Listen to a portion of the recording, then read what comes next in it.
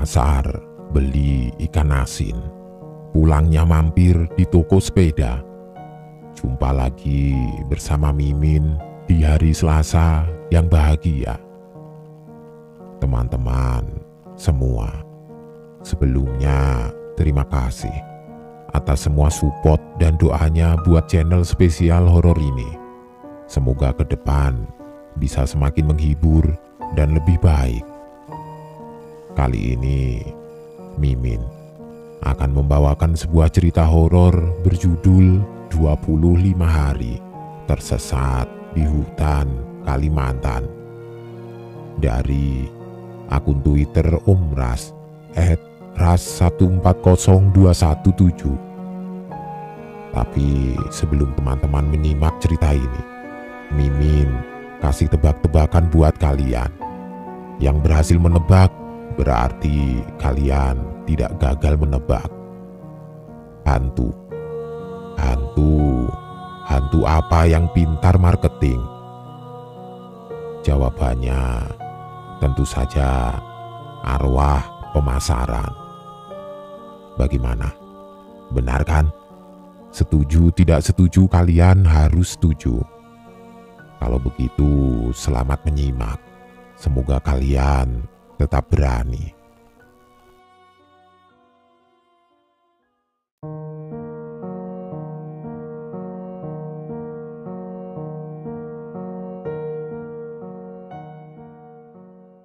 Liburan panjang di tahun ini dimanfaatkan sebagian orang untuk bersantai ataupun berkumpul dengan keluarga.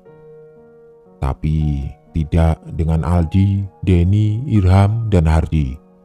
4 pemuda itu lebih memilih untuk berpetualang di alam bebas, menikmati indahnya hidup di alam bebas. Mereka sudah merencanakannya dari beberapa tahun yang lalu dan akan segera terwujud di tahun ini. Mereka semua sudah mempersiapkan bahan makanan yang cukup untuk beberapa hari di hutan. Mereka juga membawa beberapa macam peralatan yang bisa digunakan untuk pertahanan diri jika nanti di sana ada serangan beruang ataupun hewan liar lainnya. Setelah persiapan mereka sudah cukup, sore harinya mereka pun berangkat.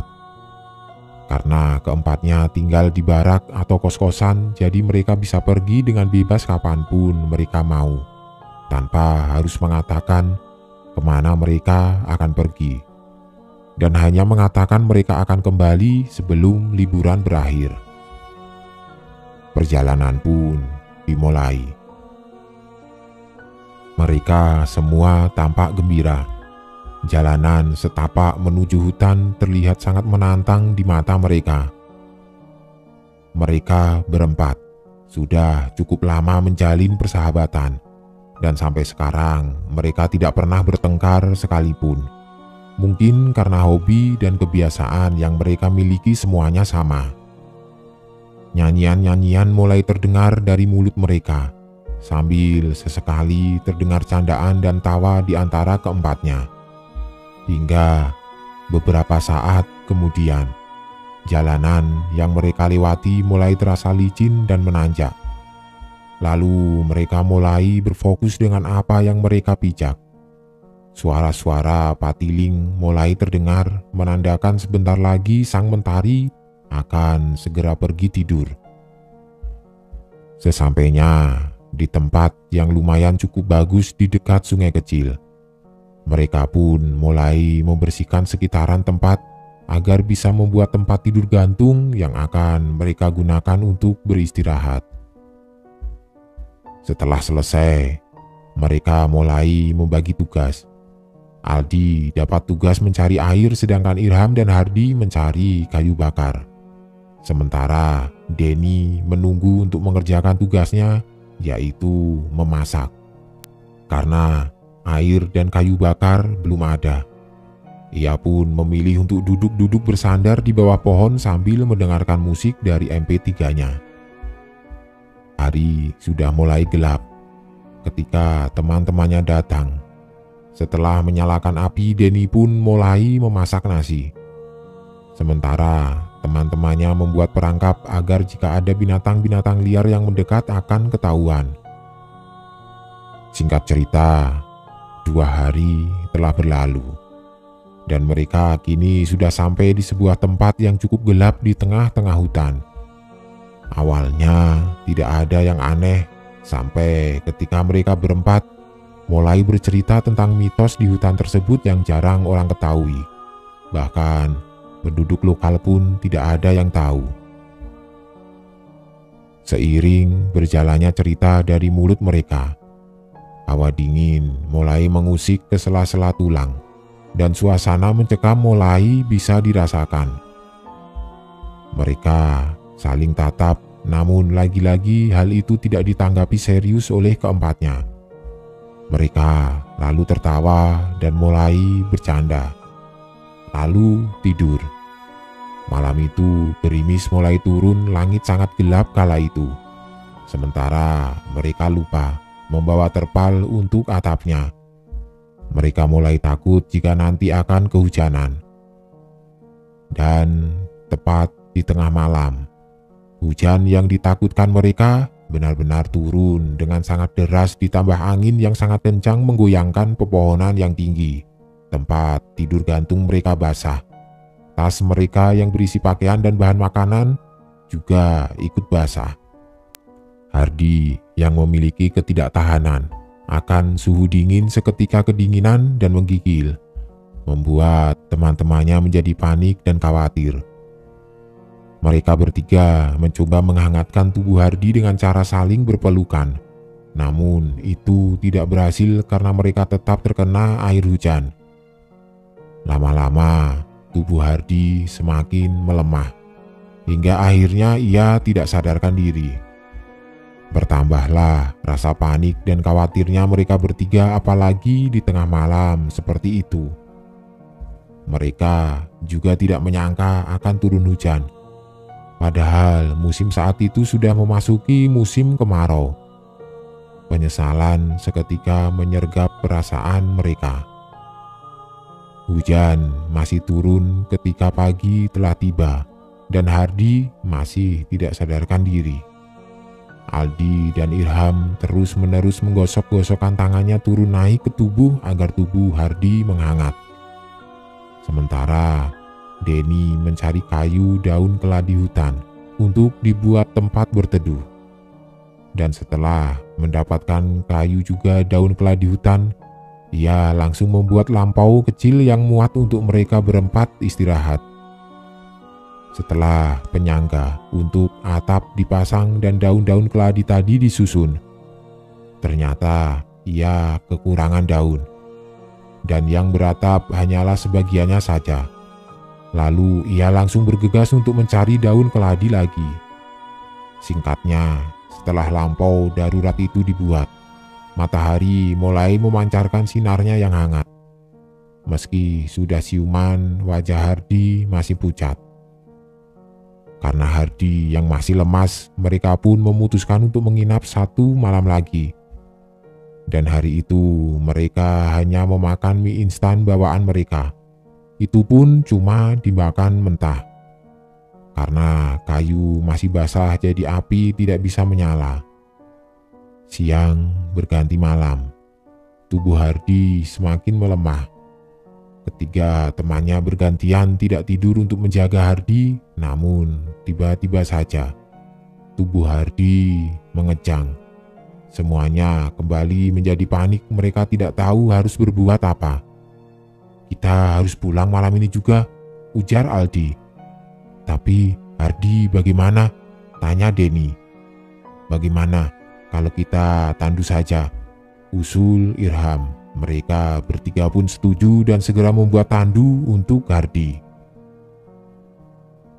Singkatnya, setelah selesai membuat tandu, mereka bertiga lalu memasukkan tubuh Hardi dan membungkusnya. Setelah itu dipasangi ikatan agar tubuhnya tidak jatuh dan lebih aman untuk dibawa. Aldi dan Denny bertugas untuk membawa tandu. Sementara Irham membawa semua peralatan mereka dan sebagian bahan makanan yang sudah tidak layak makan ditinggalkan begitu saja. Tidak terasa, malam itu mereka berjalan sudah lebih dari 3 jam.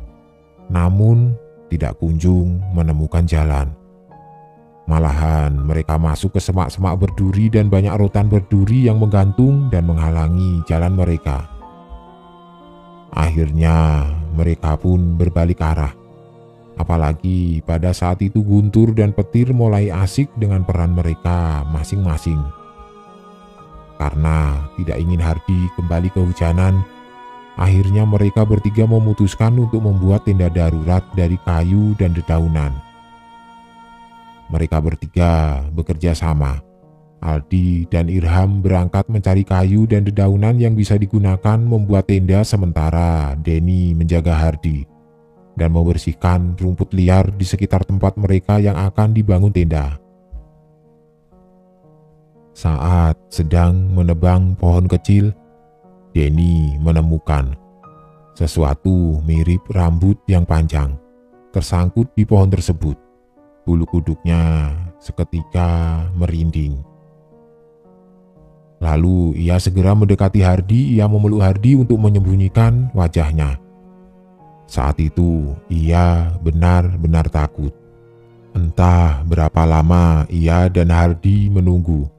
Namun sampai pagi tiba, Aldi dan Irham tidak kunjung datang. Saat sudah pagi, barulah Denny memberanikan diri untuk memastikan apa yang ia lihat tadi malam. Dan ternyata di pohon kecil itu sudah tidak ada apa-apa. Apa iya ya, itu cuma khayalanku saja, gumamnya. Kemudian Denny berteriak memanggil teman-temannya yang tidak kunjung juga kembali. Hening, tidak ada sahutan sama sekali. Denny mulai takut jika teman-temannya tersesat saat sedang mencari bahan untuk mendirikan tenda darurat. Tiba-tiba terdengar suara dari Hardi. Denny bergegas menghampirinya. Rupanya Hardi telah bangun dan ingin mencoba duduk. "Kamu berbaring saja, Har. Nanti kalau dipaksakan duduk malah tambah sakit," ujar Denny. "Yang lain kemana?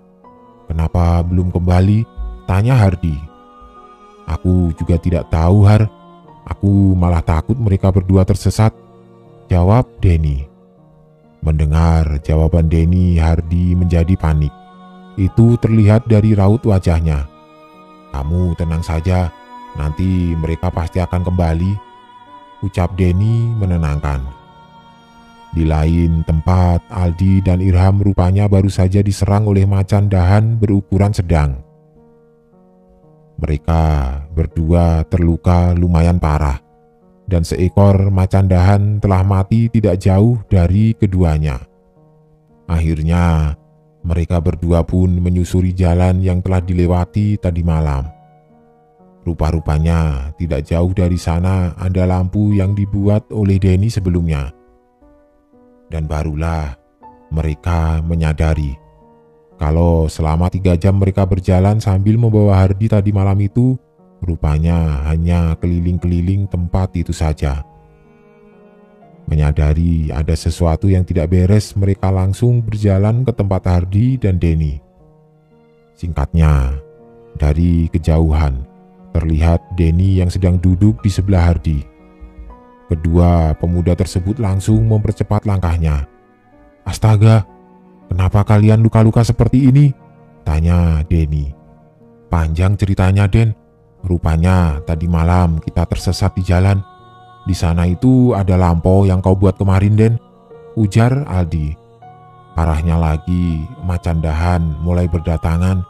Ini kami luka-luka diserang macan dahan," tambah Irham. "Lalu rencana selanjutnya apa?"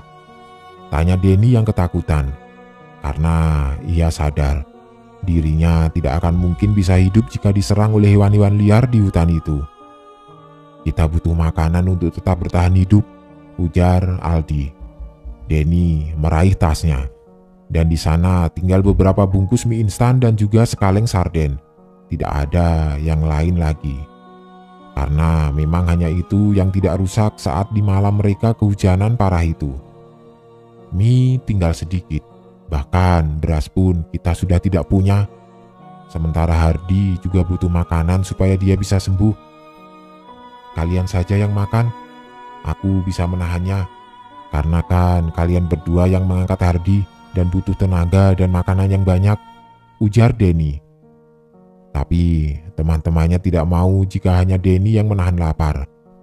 Dan setelah perdebatan panjang itu, akhirnya mereka memutuskan untuk memasak semua mie instan yang ada 3 bungkus lalu memakannya bersama-sama. Setelah makan, mereka pun memulai perjalanan. Tidak lupa mereka juga memberi tanda di sepanjang perjalanan untuk memastikan mereka tidak hanya berkeliling di tempat yang sama. Namun buktinya, sampai matahari terbenam pun mereka tetap kembali lagi ke sana, dan kalaupun berpindah tempat, mereka akan kembali ke tempat di mana terdapat lampau buatan Denny. Sudah seharian kita berjalan, tapi akhirnya kembali lagi ke sini, ujar Denny kesal. Kakiku rasanya sudah tidak sanggup lagi melangkah, ucap Aldi. Dan malam itu pun mereka akhirnya beristirahat di lampau yang pernah dibuat Denny dan menambahkan kayu-kayu untuk dindingnya, agar jika ada hewan buas datang mereka akan langsung terjaga. Malam itu mereka lalui dengan perut kosong. Saat tiba giliran Aldi berjaga, ia melihat sepasang mata yang menatapnya dari balik pohon. Aldi meraih pisaunya. Perlahan-lahan ia yakin jika yang mengintip di kejauhan itu pastilah binatang buas penunggu hutan. Namun ternyata saat didekati, tampak seorang wanita dengan rambut yang panjang terurai. Siapa kamu ini? Tanya Aldi. Wanita itu hanya diam sambil menatap Aldi. Di sekitar mulutnya tampak noda merah yang entah berasal dari mana. Lalu dengan santai, si wanita berjalan pergi meninggalkan Aldi yang masih mematung menunggu jawaban atas pertanyaan itu. Pertanyaan yang ia lontarkan tadi pada si wanita misterius. Aldi kembali ke lampau. Aneh, hanya kata itu yang bisa terucap saat Aldi mengingat kembali si wanita. Singkat cerita, pagi ke-10, mereka masih berada di tengah hutan dan di tempat yang sama. Sementara Hardi sudah mulai membaik dan bisa kembali berjalan. Pagi-pagi sekali Denny sudah pergi mencari buah-buahan di sekitar tenda mereka. Dan ketika ia pulang, ia membawa pisang bangkaran. Pisang hutan rasanya kelat, banyak bijinya. Tapi kalau masih muda enak dibakar atau juga digoreng dengan tepung sajiku. Tumbuhnya juga tidak ada di perkampungan. Bangkaran muda yang dibawa Denny ia letakkan di dekat lampau, lalu ia menghidupkan api untuk membakar bangkaran muda tersebut. Sementara Aldi dan Irham sedang berusaha mencari jalan untuk pulang. Denny terlihat asik meniup-niupi api tanpa ia sadari bahwa Hardi sudah tidak ada di dalam lampau mereka. Dari kejauhan terdengar suara seseorang yang berteriak minta tolong. Denny yang mendengar suara tersebut langsung berdiri dan mengamati di sekitarnya. Sekali lagi, suara teriakan kembali terdengar. Dan akhirnya Denny memutuskan untuk mencari ke arah sumber suara yang ternyata berasal dari Hardi. Rupanya Hardi baru saja diserang seekor ular piton yang cukup besar. Denny langsung menolong Hardi. Ia mencoba membunuh ular tersebut. Dan setelah beberapa saat pergelutan, akhirnya ular itu berhasil dibunuh. Kamu tidak apa-apa kan, Har? Tanya Denny sembari menarik tubuh panjang si ular. Hardi mengangguk lemas. Tubuhnya yang baru saja pulih itu langsung terasa lemas setelah dililit ular. Untungnya nasib baik masih berpihak padanya.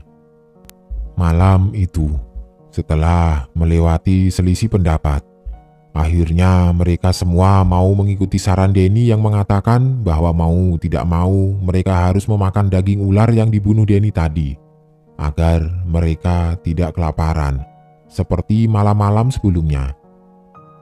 Denny terlihat sangat lahap memakan daging ular, namun tidak dengan ketiga teman-temannya. Mereka masih tampak ragu meski itu semua dilakukannya karena terpaksa. Mati atau makan, terserah kalian. Yang pasti kalau kita mati di sini sudah dapat dipastikan tidak akan ada yang menemukan bangkai kita, ujar Denny. Perkataan Denny memicu emosi Aldi. Ia langsung berjalan meninggalkan teman-temannya. Malam itu, seperti malam-malam sebelumnya, Aldi kembali bertemu dengan seorang wanita. Ia mulai penasaran. Jangan-jangan ada orang-orang suku lain yang tinggal di hutan ini, pikirnya sambil terus mendekati si wanita yang melinggak-linggok di antara rerumputan. Dada Aldi semakin berdebar saat mencium bau busuk yang menyengat di antara rerumputan. Dan tiba-tiba wanita itu menghilang. Suara tawa terdengar begitu melengking di antara heningnya malam. Aldi bergegas berlari ke arah lampau, karena ia tahu suara itu bukanlah suara manusia melainkan suara kuntilanak. Aldi tiba-tiba terjatuh dan kepalanya terkena akar pohon. Aldi meringis. Dahan kayu di atas terdengar kriat-kriat seperti ada sesuatu yang berada di sana. Karena merasa terancam, akhirnya Aldi bangun dan langsung melucuti pakaiannya. "Ibuku sebentar lagi akan datang," ujar Aldi gemetar. Lalu terlihat dari kejauhan seseorang keluar dari lampau. "Kamu di sanakah, Al?" tanya suara yang tidak lain adalah Irham. Iya, jawab Aldi. Irham berjalan ke arah Aldi. Dan ia sangat kaget ketika melihat Aldi yang sudah polos tanpa sehelai benang pun. "Astaga, kelakuanmu Aldi," bentak Irham. Ada hihi tadi," jawab Aldi gemetar. Hihi apa? Kalau berbicara itu yang jelas," ujar Irham lalu meninggalkan Aldi yang masih memunguti pakaiannya. Suara tawa tadi sudah menghilang. Tinggal ketakutan yang semakin terasa oleh Aldi. Keesokan harinya, mau tidak mau mereka harus memakan daging ular lagi. Karena sudah mencoba berburu namun peralatan yang mereka gunakan tidak memungkinkan untuk bisa menangkap hewan buruan. Aldi masih berbaring saat teman-temannya akan pergi. Wajahnya terlihat pucat dan tubuhnya juga menggigil hebat. "Sudah 10 hari lebih kita di sini, makanan tidak ada, peralatan kita semuanya tidak ada yang bisa digunakan untuk menangkap buruan, apalagi yang akan kita harapkan. Kita harus pergi dari sini, kita harus menemukan jalan pulang," ujar Irham. "Tapi kita sudah mencoba ke sana kemari mencari jalan. Tetap saja kita akan kembali lagi ke sini," kata Denny. "Lalu mau sampai kapan kita di sini? Mau sampai mati?" tanya Irham. Lalu setelah berdebat, mereka akhirnya menyiapkan segala barang bawaannya untuk mencari jalan. Mereka berempat berjalan ke arah yang berlawanan dan berharap akan bisa menemukan jalan pulang. Di tengah perjalanan, mereka bertemu dengan 2 orang anak kecil. Awalnya mereka berempat senang karena mengira anak itu berasal dari sebuah suku yang tinggal di sekitaran hutan. Namun anehnya, anak setiap kali ditanya, anak tersebut selalu tertawa dan mengatakan bahwa ibuku menyiapkan pesta untuk kalian. Aldi yang sudah curiga bahwa ada yang tidak beres, langsung menarik tangan Denny lalu berjalan menjauh dari si anak, diikuti oleh Hardi dan Irham. "Jujur, tadi malam, tidak tepatnya sudah beberapa malam, aku melihat seorang perempuan yang menatap lampau kita dari balik pohon. Tapi saat aku hampiri dan kutanyai, perempuan itu diam saja, lalu menghilang begitu saja. Sampai tadi malam aku juga melihatnya. Sebelum dia menghilang, tercium aroma busuk yang menyengat. Dan saat aku berbalik mencarinya, aku mendengar suara tawa yang sangat mengerikan. Cerita Aldi. Aku juga pernah mengalami kejadian yang sama, sahut Denny. Mereka berempat kembali saling tatap. Hari ke-20. Aldi sudah terlihat pasrah dengan keadaan. Luka-luka di tubuh mereka sudah sangat banyak. Aku rasa kita akan mati di sini. Hus, jangan berkata seperti itu. Apa? Coba kamu pikir. Sudah 20 hari kita di sini. Dan sudah berapa lama kita tidak makan nasi? Apa kita akan selamat? Kamu yakin? Mereka terdiam. Yang dikatakan Aldi memang benar adanya. Mereka hanya memakan buah-buahan hutan dan juga binatang-binatang yang berhasil tertangkap di sana. Mereka benar-benar sudah seperti manusia hutan. Kadangkala kala hujan siang dan malam, terpaksa mereka memakan mentah daging-daging hewan yang belum sempat dimasak. Minum pun hanya mengandalkan air yang terkandung di akar. Jika mereka tidak bertemu sungai atau genangan air. Wajah mereka tampak pucat, lemas, dan kadang bertengkar satu sama lain. Dan selama itu, mereka terus melangkah meski sama sekali tidak menemukan jalan pulang. Mata mereka seolah buta. Entahlah, sesulit itu menemukan jalan keluar. Malam ke-21. Angin kencang dan petir yang menyambar-nyambar di atas hutan itu tampak sangat menakutkan. Bahkan beberapa kali pohon-pohon di sana terkena sambaran petir hingga patah. Mereka berempat berlari dan berlari mencari tempat aman. Namun tampaknya seluruh pohon di tempat yang mereka pijak terkena angin. Tiba-tiba saat Aldi melihat ke atas, ia melihat dahan kayu yang sangat besar akan jatuh menimpa ia dan teman-temannya. Aldi mendorong teman-temannya hingga ia lupa akan keselamatannya sendiri. Saat akan berlari, Aldi terjatuh. Dan akhirnya sebelah kakinya tertimpa sebagian dahan besar yang terjatuh. Denny, Irham, dan Hardi tidak menyadari bahwa Aldi tertinggal jauh di belakang mereka. Namun saat Denny sadar, ia langsung berujar, "Aduh, sialan. Dari tadi kita lari meninggalkan Aldi. Dan selama itu di antara kita bertiga, tidak ada yang menyadarinya. Sialan," ujar Denny lalu kembali berlari ke belakang.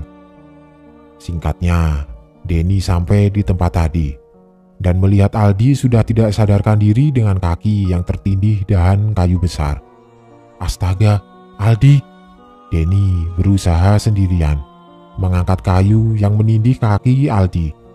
Namun kayu itu lebih besar dari tenaga Denny. Tidak menyerah dengan keadaan, Denny mencoba mendorong kayu itu, namun tidak bergeming sedikit pun. Denny berteriak. Air matanya mulai mengucur saat mengingat bahwa tadi Aldi seperti itu karena menyelamatkan dia dan teman-teman. "Sial, sial, sial!" teriak Denny lagi. Ia kembali mencoba mengangkat kayu tersebut, namun lagi-lagi tidak berhasil. Ketika Irham dan Hardi datang, mereka juga langsung membantu Denny, tapi kayu hanya bergeser sedikit. Selama 2 hari mereka mencoba memotong bagian pangkal kayu tersebut agar kaki Aldi bisa terlepas dari tindihan kayu. Tapi proses pemotongan kayu yang seharusnya selesai dalam beberapa jam saja itu terhambat karena pisau yang mereka bawa rusak. Denny menyuapi Aldi yang wajahnya sudah sangat pucat. Tubuhnya menggigil karena menahan sakit teramat sangat di kakinya. "Ya Tuhan, jika aku sudah kamu takdirkan mati dalam keadaan seperti ini, aku ikhlas Tuhan," Tapi tolong selamatkan teman-temanku, teriak Aldi. Pasrah, air matanya pun seperti sudah kering, hingga tidak ada lagi tangis di matanya. "Hus, jangan bicara seperti itu, Al. Akan kami pastikan kamu selamat," ujar Denny. "Walaupun kakiku berhasil terlepas dari kayu ini, aku yakin aku pasti akan cacat seumur hidup. Aku juga akan menyusahkan kalian. Sedangkan kita belum juga bisa mencari jalan." Meski bibir Aldi tersenyum, tetapi wajah sedihnya tidak bisa disembunyikan. Memasuki malam ke-25. Kaki Aldi sudah berhasil dikeluarkan dari tindihan kayu. Namun, mereka sangat syok saat melihat keadaannya. Tulang kaki Aldi remuk dan hancur. Bau busuk juga tercium dari sana. Bahkan sebagian bawahnya sudah dikerubungi belatung. Aldi sendiri pun jijik melihatnya. "Aku tidak ingin hidup, aku tidak mau cacat," teriak Aldi histeris. Ia merebut pisau rusak yang dipegang Irham. Aldi bermaksud untuk memotong kakinya sendiri. Denny dengan cepat merebut pisau tersebut. "Kamu harus tetap hidup untuk orang tuamu, juga kami, sahabat-sahabatmu," ucap Denny. Saat mereka semua tertidur, lagi-lagi Aldi melihat sosok wanita. Wanita itu berjalan mendekatinya. Wanita berambut panjang dengan parasnya yang sangat amat cantik tersebut berdiri di depan Aldi. "Aku menyukaimu," ucapnya pelan. Suaranya yang indah berhasil menenangkan Aldi. Lalu si wanita menunjuk ke suatu arah.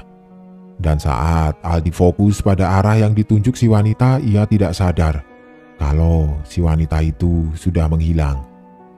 Aldi membangunkan teman-temannya. Dia menunjuk ke arah sana," ujar Aldi seraya menatap satu persatu teman-temannya.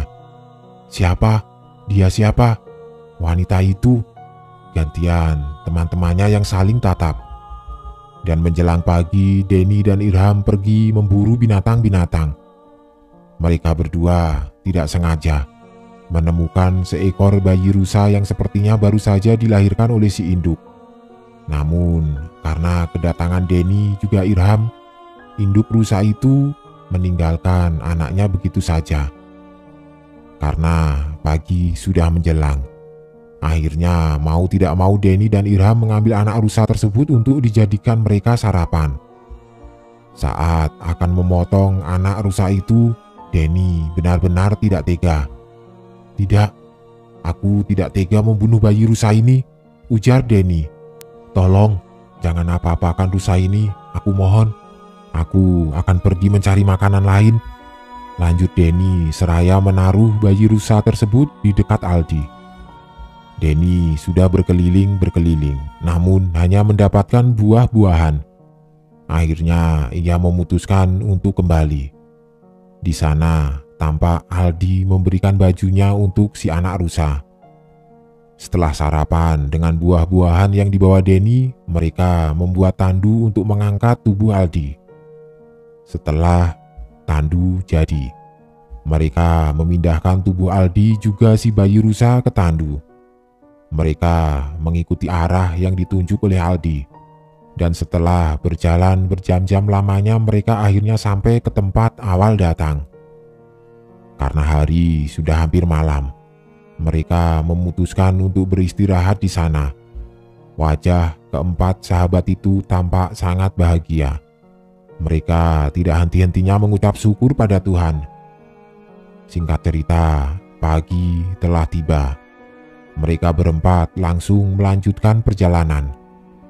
Saat sampai di dekat jalan, mereka melihat banyak orang-orang yang mendekati mereka. Akhirnya mereka ditolong dan selamat. Tapi nasib yang kurang beruntung menimpa Aldi. Kakinya diamputasi. Ia sudah tidak bisa lagi melakukan aktivitas seperti teman-temannya selain belajar dari rumah dan bekerja di rumah membuat kerajinan tangan. Ia ditemani bayi rusa yang diberikan Denny. Tampak sudah bisa menjalani hidup seperti itu. Ketiga, temannya masih sering berkunjung atau membawanya makan di warung dan bermain bersama jika ada waktu. Pengalaman mereka tersesat selama itu dijadikan pelajaran agar hal yang sama tidak terulang pada orang lain. Dan hendaknya saat masuk ke hutan, kita selalu mengucap permisi, juga selalu bersikap sopan.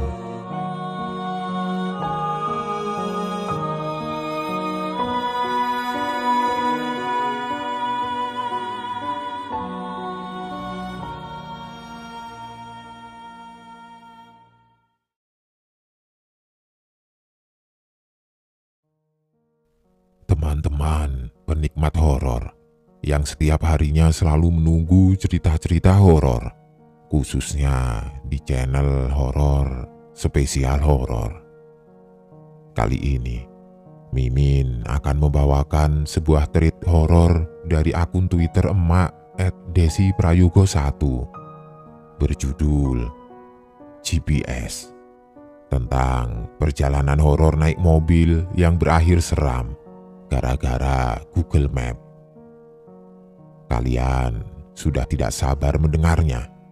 Langsung saja, selamat menyimak kalau kalian benar-benar berani.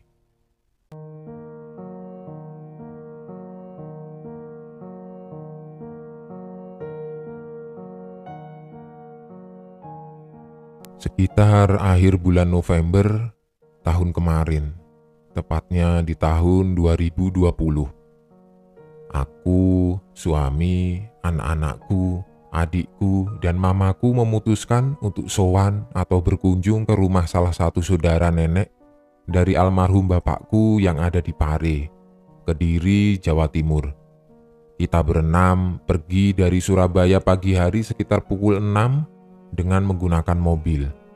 Sebelum berangkat, suamiku sudah mengecek semuanya. Entah itu dari segi mesin ataupun bensin, semuanya dipastikan aman, tidak ada kendala. Berangkatlah kita ke Pare. Waktu itu kita memakai Google Map tapi dari Mojokerto, karena juga sempat mampir sebentar di rumah saudara yang ada di Mojokerto. Dari Mojokerto ke Pare cukup memakan waktu, tapi alhamdulillah aman-aman saja. Kita melalui trek perjalanan yang sewajarnya, sama sekali tidak ada yang aneh. Jadi waktu itu Google Map-nya aman terkendali. Sampailah kita di Pare sekitar pukul 10 waktu Indonesia Barat. Kita makan-makan bareng, bercanda-canda bareng, dan bahkan sempat foto-foto di sawah dengan saudara-saudara yang ada di sana. Jadi rumahnya saudaraku ini masih tergolong asri, karena sawah-sawah itu masih terpampang jelas di mana-mana. Tapi juga bukan area yang terpencil, dan rumah saudaraku ini jaraknya tidak terlalu jauh kalau mau ke Gumul. Kalian tahu Gumul kan? Suatu tempat seperti alun-alun, tapi ada bangunan yang arsitekturnya bukan hampir lagi, tapi mirip seperti bangunan Arc de Triomphe di Paris. Mungkin perbedaannya dari segi warna, dan itu pun cuma beda sedikit. Setelah kita rasa pertemuannya selesai dengan keluarga sekitar pukul 4 sore, kita putuskan untuk pamit pulang. Karena rumah saudara tidak terlalu jauh dari Gumul, aku bilang ke suami untuk mampir sebentar ke sana. Dan berangkatlah kita ke Gumul sekitar pukul 4:04. Berhubung kita tidak tahu harus melewati rute mana, seperti biasa, andalan kita adalah Google Map. Suami bilang, "Buka Google Map, Bun, aku tidak tahu jalannya." Akhirnya aku membuka Google Map. Masih aman-aman saja, semua terkendali, aman sentosa. Kurang lebih perjalanan 30 menitan dari rumah saudara ke Gumul. Kita sampai di Gumul dengan selamat, belum ada situasi yang membagongkan. Akan tetapi Gumulnya ternyata ditutup sementara karena COVID-19. Dengan berat hati ya sudah, kita putuskan untuk balik ke Surabaya saja langsung, dan lagi-lagi kami membuka Google Map. Tapi anehnya saat kita melihat rute, Si Google Map ini bukannya menyuruh kita putar balik untuk melewati rute arah datang, malah ke arah yang lain. Pikiranku dan suami yang sok tahu, ya sudahlah, ikutin saja. Barangkali memang itu rute paling dekat. Dan mamaku juga mengiyakan. Dari sinilah petualangan kita dimulai. Awal perjalanan sampai 20 menitan, sebelumnya masih wajar-wajar saja. Sampai sekitar sudah setengah jam, kita menyusuri jalan, kita dilewatkan di tengah-tengah pemukiman padat penduduk. Semakin maju, kita ketemu dengan sawah-sawah. Bagi kita yang orang kota, melihat pemandangan desa itu sangat amazing. Selain menyegarkan otak, juga bisa menghealing perasaan kacau akibat deadline pekerjaan. Benar-benar situasi yang bikin rindu, tapi tidak dengan jalur seperti itu. Awal-awalnya masih terkesan normal-normal saja. Meski tidak sesekali, mata warga-warga sekitar memandangi laju mobil kita. Terkadang kita juga membuka kaca untuk bilang, "Permisi ya Pak, Bu," agar sopan dengan warga sekitar yang sama sekali kita tidak saling kenal. Mungkin karena plat mobilku L, sedangkan saat itu situasinya sedang COVID. Jadi kebanyakan warga masih takut dengan beredarnya berita tentang virus tersebut. Kita juga memaklumi hal itu. Tapi mau gimana lagi? Kita bisa sampai ke sini juga gara-gara si Google Map dan bukan kemauan kita. Kita saat itu masih optimis dan berpikir positif, mungkin sebentar lagi akan ketemu jalan besar. Karena kalau dilihat di layar monitor HP-ku ada seperti jalan besar yang jaraknya kurang lebih 5 menit ke depan. Lagi-lagi itu bukan jalan raya besar, melainkan jalan raya kampung. Kata suami, "Nggak apa-apalah, masih mending daripada harus lewat sawah-sawah lagi." Kita pun melanjutkan perjalanan dan masih juga belum ketemu jalan raya besar. Soalnya di map belum ada jalur yang warnanya kuning, jadi jalanannya masih putih biasa. Kita masih terus melaju di jalan raya kampung tersebut dan tidak terasa sudah terdengar azan maghrib berkumandang. Suami memutuskan berhenti untuk minum karena masih azan juga.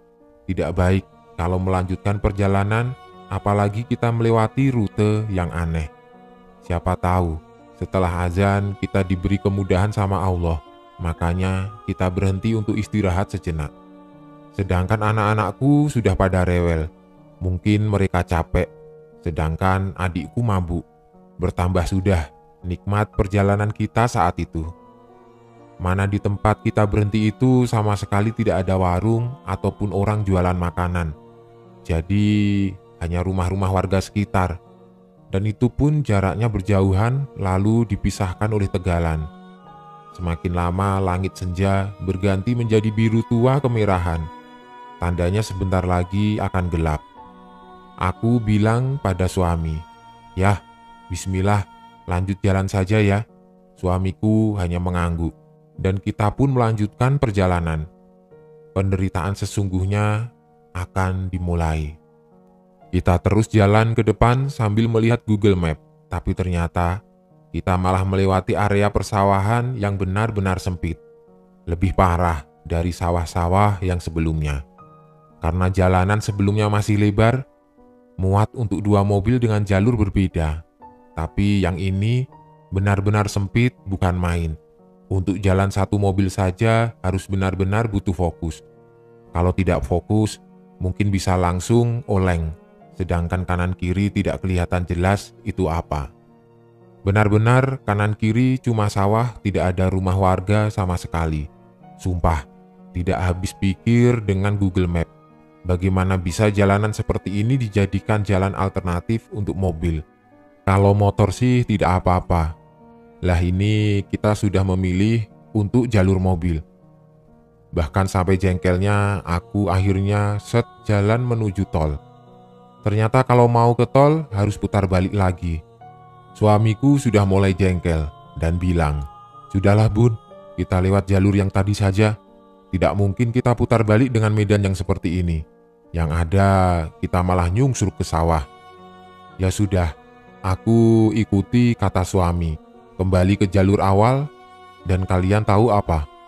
Padahal jelas dari posisi kita sebelumnya itu kalau melihat ke depan jalanannya seperti tidak berujung.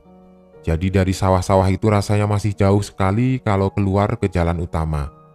Tapi di sisi lain, untuk putar balik itu tidak mungkin, karena jalanannya sempit sekali. Rasanya untuk dilalui dua mobil berlawan arah tidak bisa. Jadi kesimpulannya mungkin jalan itu hanya satu arah atau memang jalur tersebut tidak direkomendasikan untuk dilalui. Tapi anehnya Google Map malah menganjurkan lewat situ. Dalam hati aku sudah ketar-ketir. Tidak ada henti-hentinya aku berzikir dalam hati sambil menyalakan murotal di HP. Benar-benar merasa lemas, pasrah, dan bingung mau ngapain.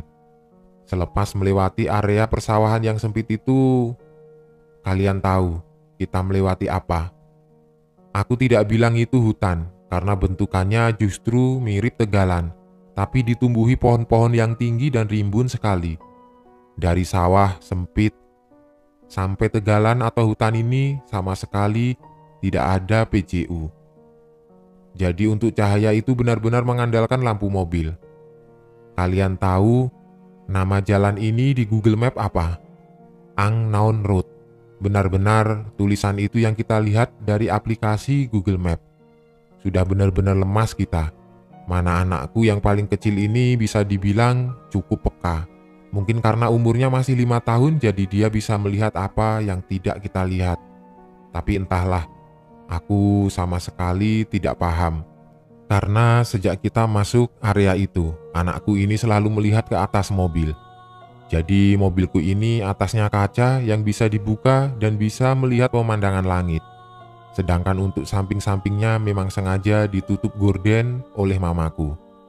Mamaku yang ngeh dari awal langsung bilang ke aku, "Si, ambilin air buat Rere." Terus aku jawab, "Minta Adel," nama adikku. "Airnya di belakang, Mah."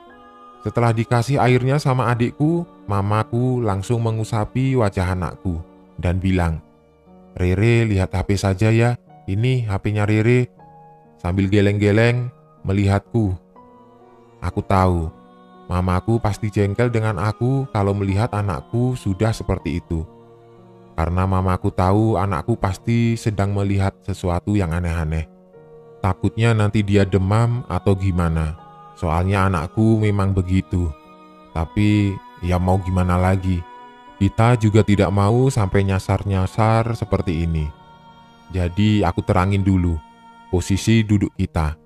Aku dan suami di depan, Mama dan Rere anak keduaku di tengah. Lalu di bagian belakang ada Adel adikku dan Abel anak pertamaku. Terus mamaku bilang ke suami, "Sigit, ini gimana? Masa dari tadi jalanannya makin kesini makin gak jelas. Kasihan anak-anak sudah pada capek." Suamiku cuma menjawab, "Iya Mah, aku juga tidak tahu kenapa bisa sampai di sini. Sabar ya Mah, aku usahakan cepat keluar dari sini." "Iya," jawab mamaku dan dibalas anggukan dari suami. Aku yang paham suamiku juga lagi bingung, coba menenangkan dia dengan bilang, "Insya Allah segera keluar kok ya, semangat ya." Melihat suami yang akhirnya tersenyum, rasanya sedikit lega hatiku. Suamiku ini jatuhnya supir dan bertanggung jawab atas semua yang ada di mobil.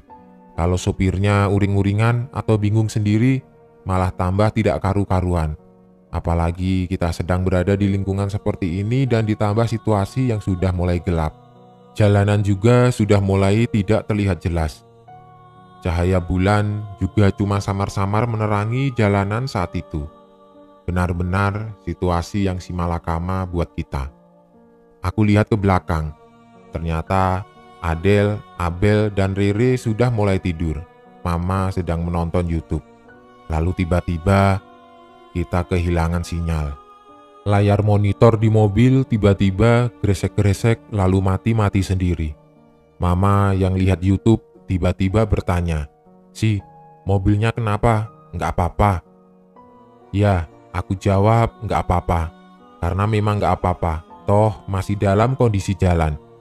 Terus suamiku menyuruhku untuk mengecek Google Map untuk kira-kira kita butuh waktu berapa lama lagi biar bisa keluar dari tempat ini.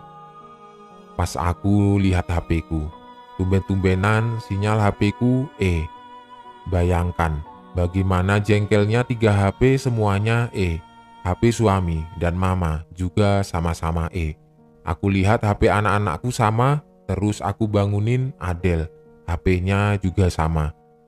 Di situ barulah aku menangis.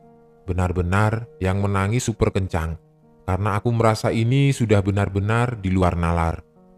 Anak-anakku juga ikutan menangis tapi ditenangkan oleh mama dan Adel. Terus mama bilang, "Desi nggak boleh nangis, kita harus semangat. Kasihan anak-anakmu mbak. Sekarang ayo kita berdoa bersama. Sigit, berhentikan mobil sebentar nak." Di tengah hutan dengan pohon-pohonan yang rimbun dan lebat ditambah suara-suara burung hantu. Di situ kita berdoa bersama. Benar-benar kita berdoa dengan khusyuk dan tidak lama setelah kita berdoa semuanya kembali normal.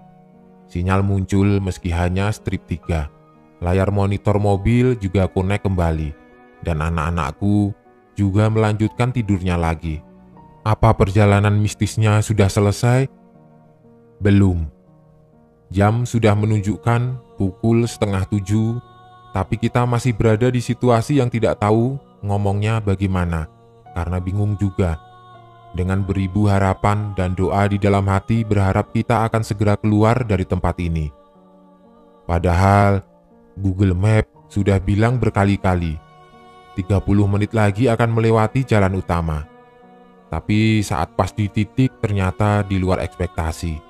Itu bukan jalan utama yang kita pikirkan, melainkan mungkin jalan utama dari hutan itu. Justru semakin jauh kita mengikuti arah Google Map, kita semakin melewati jalur yang semakin lama semakin sempit. Sampai akhirnya setelah kita lurus melewati sebuah persimpangan jalan yang kalau belok kiri itu tidak mungkin karena mobil tidak bisa masuk juga. Mobil kita mogok, benar-benar mogok. Tapi kondisi mesin nyala, cuma tidak bisa jalan. Aku berusaha untuk tidak menangis, marah, ataupun uring-uringan. Karena aku ingat anak-anakku, apalagi yang terjebak di sini juga bukan aku saja, melainkan ada keluargaku juga. Jadi aku benar-benar harus tenang untuk menenangkan yang lainnya juga. Mobil ini belum ada setahun dibeli, dan belum pernah dipakai traveling kemana-mana.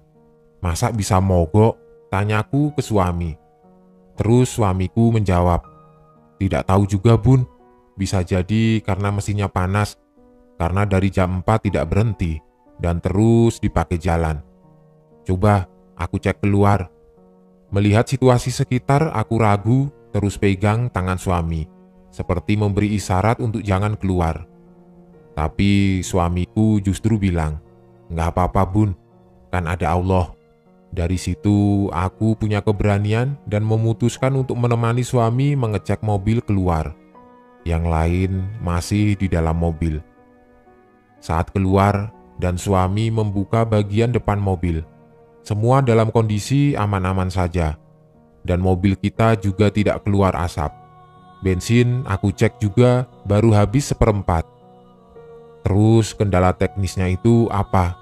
Sumpah, kalau ingat momen-momen itu rasanya nano-nano. Nyesel juga percuma, kan sudah terlanjur. Lalu kejadian epiknya ini keluar lagi. Jadi posisi kita berhenti itu tidak jauh ke depan ada sebuah bekas bangunan. Tapi tidak tahu itu bekas bangunan apa dan sudah terbengkalai. Bahkan dilihat pakai mata kosong saja bangunannya hampir ambruk.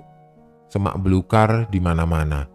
Bangunannya cat putih dengan banyak sekali ruangan. Itu benar-benar bangunan kosong terbengkalai.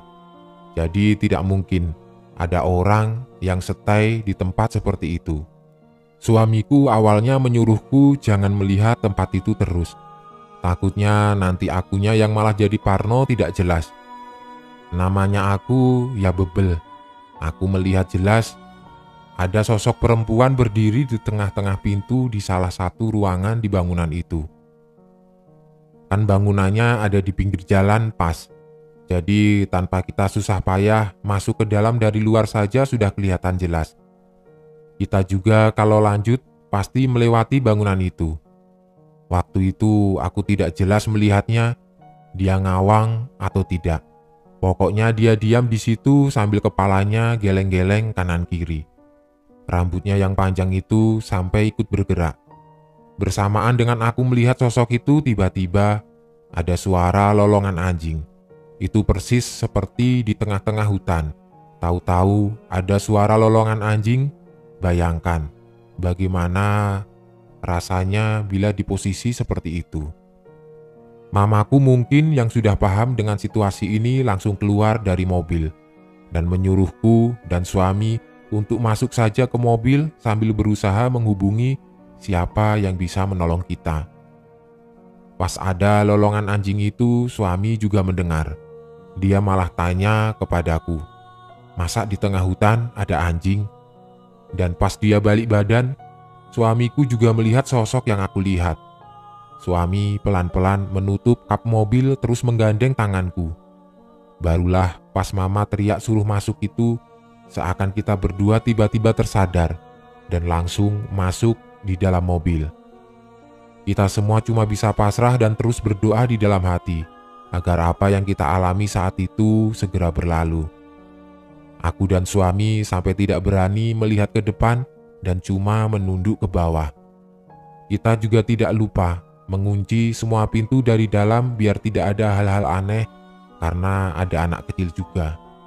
Suami ternyata iseng mengintip ke depan, terus menunduk lagi dan bilang, "Bun, kuntilanaknya kok tidak pergi-pergi ya? Aku mau lihat mesin lagi biar bisa pergi dari sini." Aku cuma bilang, Sudah, berdoa saja ya." Pas kita lagi kusuk berdoa dan mendengarkan murotal, tiba-tiba dari arah belakang kita diklakson oleh mobil lain, sampai anak-anakku bangun semua. Kita awalnya takut, antara takut hantu sama begal. Bayangkan, itu tempat sepi sekali dan di tengah hutan yang lebat. Tapi kita coba positif, mungkin karena mobil belakang mau lewat, berhubung terhalang mobil kita, makanya mereka klakson berkali-kali. Ya mau gimana lagi, mobil kita mogok tidak bisa jalan, sedangkan jalanan itu hanya bisa dilalui satu kendaraan beriringan. Jalan satu-satu maksudku. Suamiku yang jengkel akhirnya turun, tapi dia membawa pisau buah yang kita bawa dari rumah untuk mengupas buah di mobil. Hanya untuk jaga-jaga saja. Barangkali mobil belakang orang jahat, kita tidak tahu. Suami turun, aku, mama dan Adel turun, sedangkan anak-anak tidur lagi di mobil. Seketika kita lupa dengan sosok kuntilanak yang kita lihat dan dialihkan dengan mobil di belakang kita. Pas kita samperin mobil itu, ternyata di dalam mobil itu bapak, ibu, dan anak laki-lakinya yang usianya baru 6 tahun. Mereka dari Pari juga, dan mau balik ke Sidoarjo, malah disasarin Google Map sama seperti kita. Tapi apesnya, bapak ini tidak sengaja menabrak kucing saat masuk area hutan ini. Mau menguburkan juga bingung dikuburin di mana. Karena hanya ada pohon-pohon tinggi yang rimbun dan gelap, jadi si bapaknya takut. Akhirnya mereka hanya melewati kucing itu sampai darahnya nyiprat di beberapa bagian depan mobilnya. Setelah bapak itu cerita, suamiku mengusulkan untuk kembali ke tempat itu menemani si bapak untuk menguburkan bangkai kucingnya dengan baju yang si bapak pakai. Bukannya gimana-gimana, kucing juga makhluk hidup. Kita tidak sengaja menabrak dia, berarti kita juga harus memakamkannya dengan layak. Namanya kita hidup di tanah Jawa, pasti ada banyak sekali mitos yang berkembang perihal tersebut. Garis besar intinya sih, demi keselamatan bersama. Makanya bangkai kucing itu harus segera dimakamkan.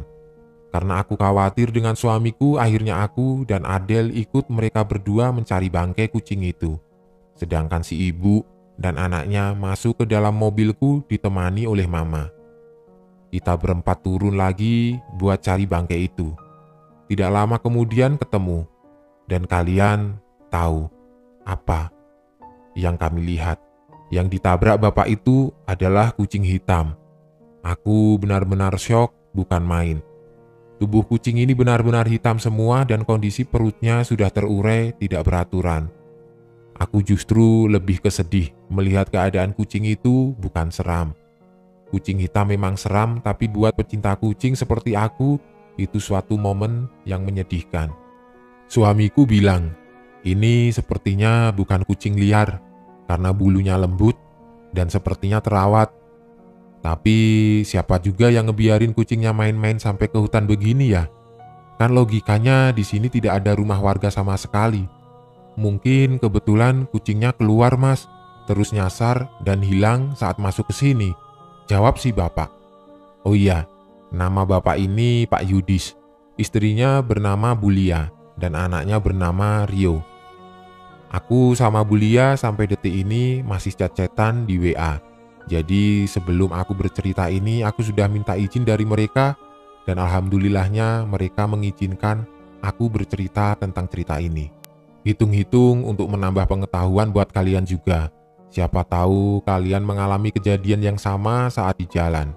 Suami dan Pak Yudis ini awalnya sedikit geli, tapi mereka harus kuat.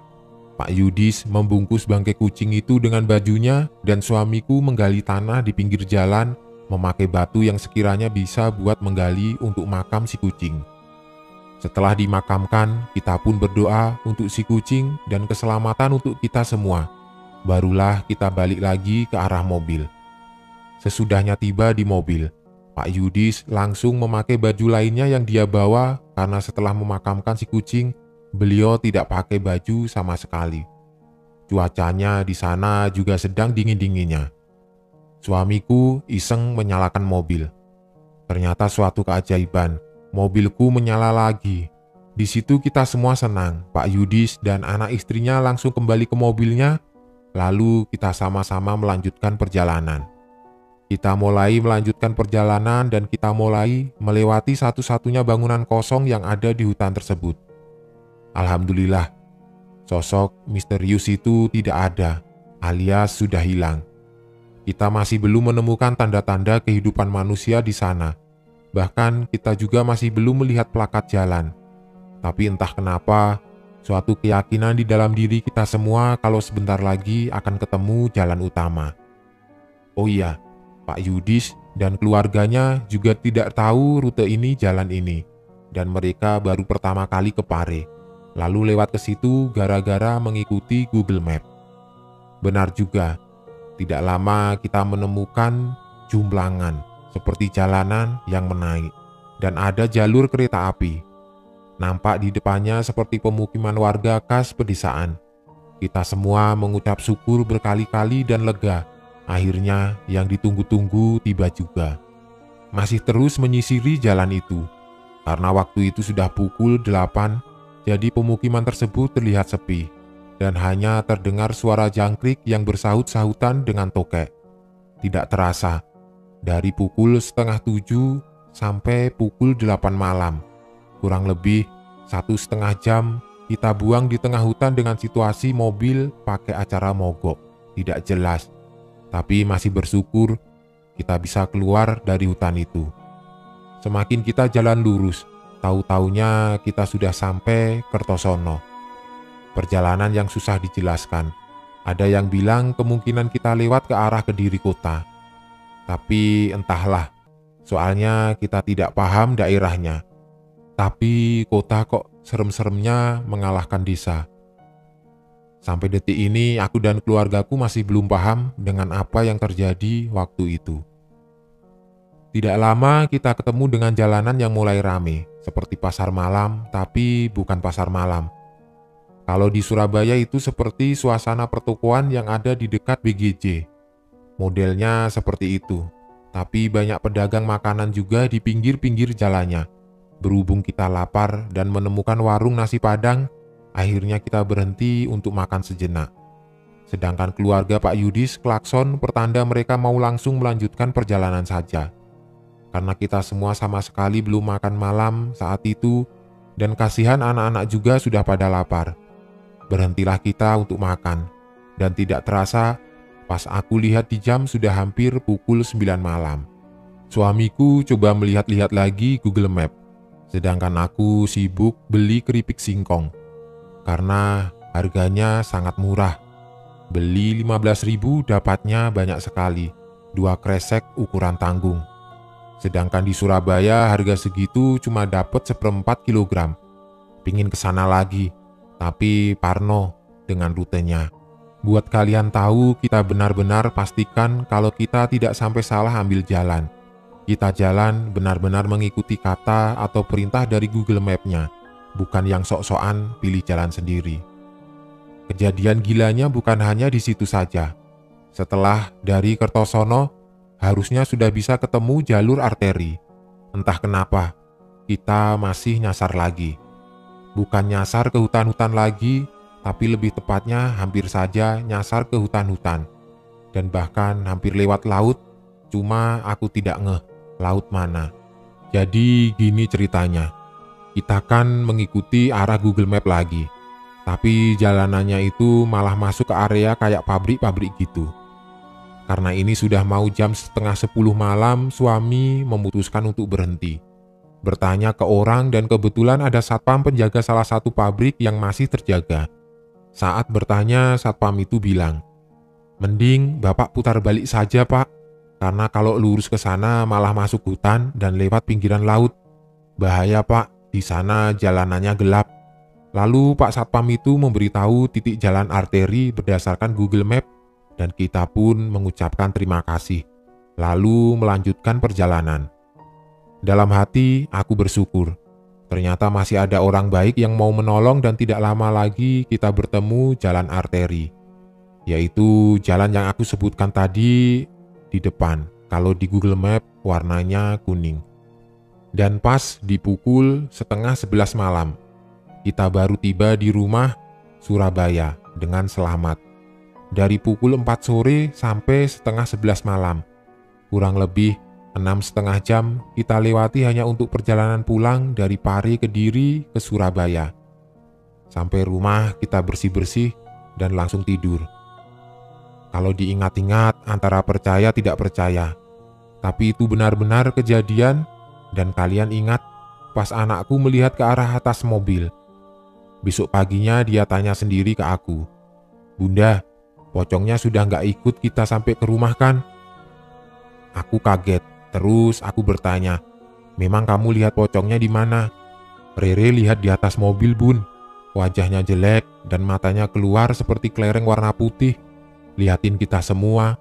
Rere nggak suka, makanya Rere lihatin dia terus. Sama Mamain, malah Rere diraupi air. Akhirnya Rere tidak tahu pocongnya kemana." Mamain adalah panggilan anak-anakku ke mamaku. Karena nama panggilan mamaku Mamain. Oh ya, anakku ini masih 5 tahun. Jadi aku berpikir anak-anak seusia gitu mungkin masih suka berhalusinasi atau menghayal. Tapi entahlah, aku juga tidak tahu. Aku mengajak dia ke arah mobil dan di sana ada suamiku yang sedang mencuci mobil. Terus aku tanya ke Rere, "Sekarang kamu lihat pocongnya masih ada apa enggak?" Rere cuma menjawab, "Alhamdulillah enggak ikut kita sampai ke rumah, Bun," sambil tangannya mengusap dadanya. Aku berusaha tetap tenang, stay cool, tapi ujung-ujungnya tetap merinding. Kalau menurut pendapat mamaku, katanya kita itu kena oyot mimang. Seperti suatu kondisi kita disasarin oleh makhluk tidak halus. Entah ada perkataan kita atau perbuatan kecil yang sudah kita lakukan dan menyakiti atau bahkan menyinggung makhluk penunggu wilayah sekitar situ. Lalu mereka menjadi marah, makanya kita diputer-puterin. Untuk selebihnya, wallahu alam, hanya Allah yang maha mengetahui segalanya. Dari sini aku benar-benar mengerti arti dari peribahasa, malu bertanya sesat di jalan. Jadi selama perjalanan itu kita sama sekali tidak pernah bertanya ke warga sekitar dan hanya mengandalkan Google Map, di mana Google Map sendiri padahal masih banyak filenya dan errornya. Entah itu gara-gara koneksi GPS ponsel kita yang error karena jaringan kita yang jelek atau faktor cuaca yang kurang bersahabat, juga bisa berpengaruh pada keakuratan sinyal Google Map. Namanya juga internet. Kadang kalau masuk ke area pedesaan itu untung-untungan. Kadang ada sinyalnya, kadang tidak ada sinyalnya. Yang jelas, next trip, aku akan lebih memilih untuk bertanya ke warga sekitar jika sekiranya jalan yang aku lalui sudah mulai mencurigakan.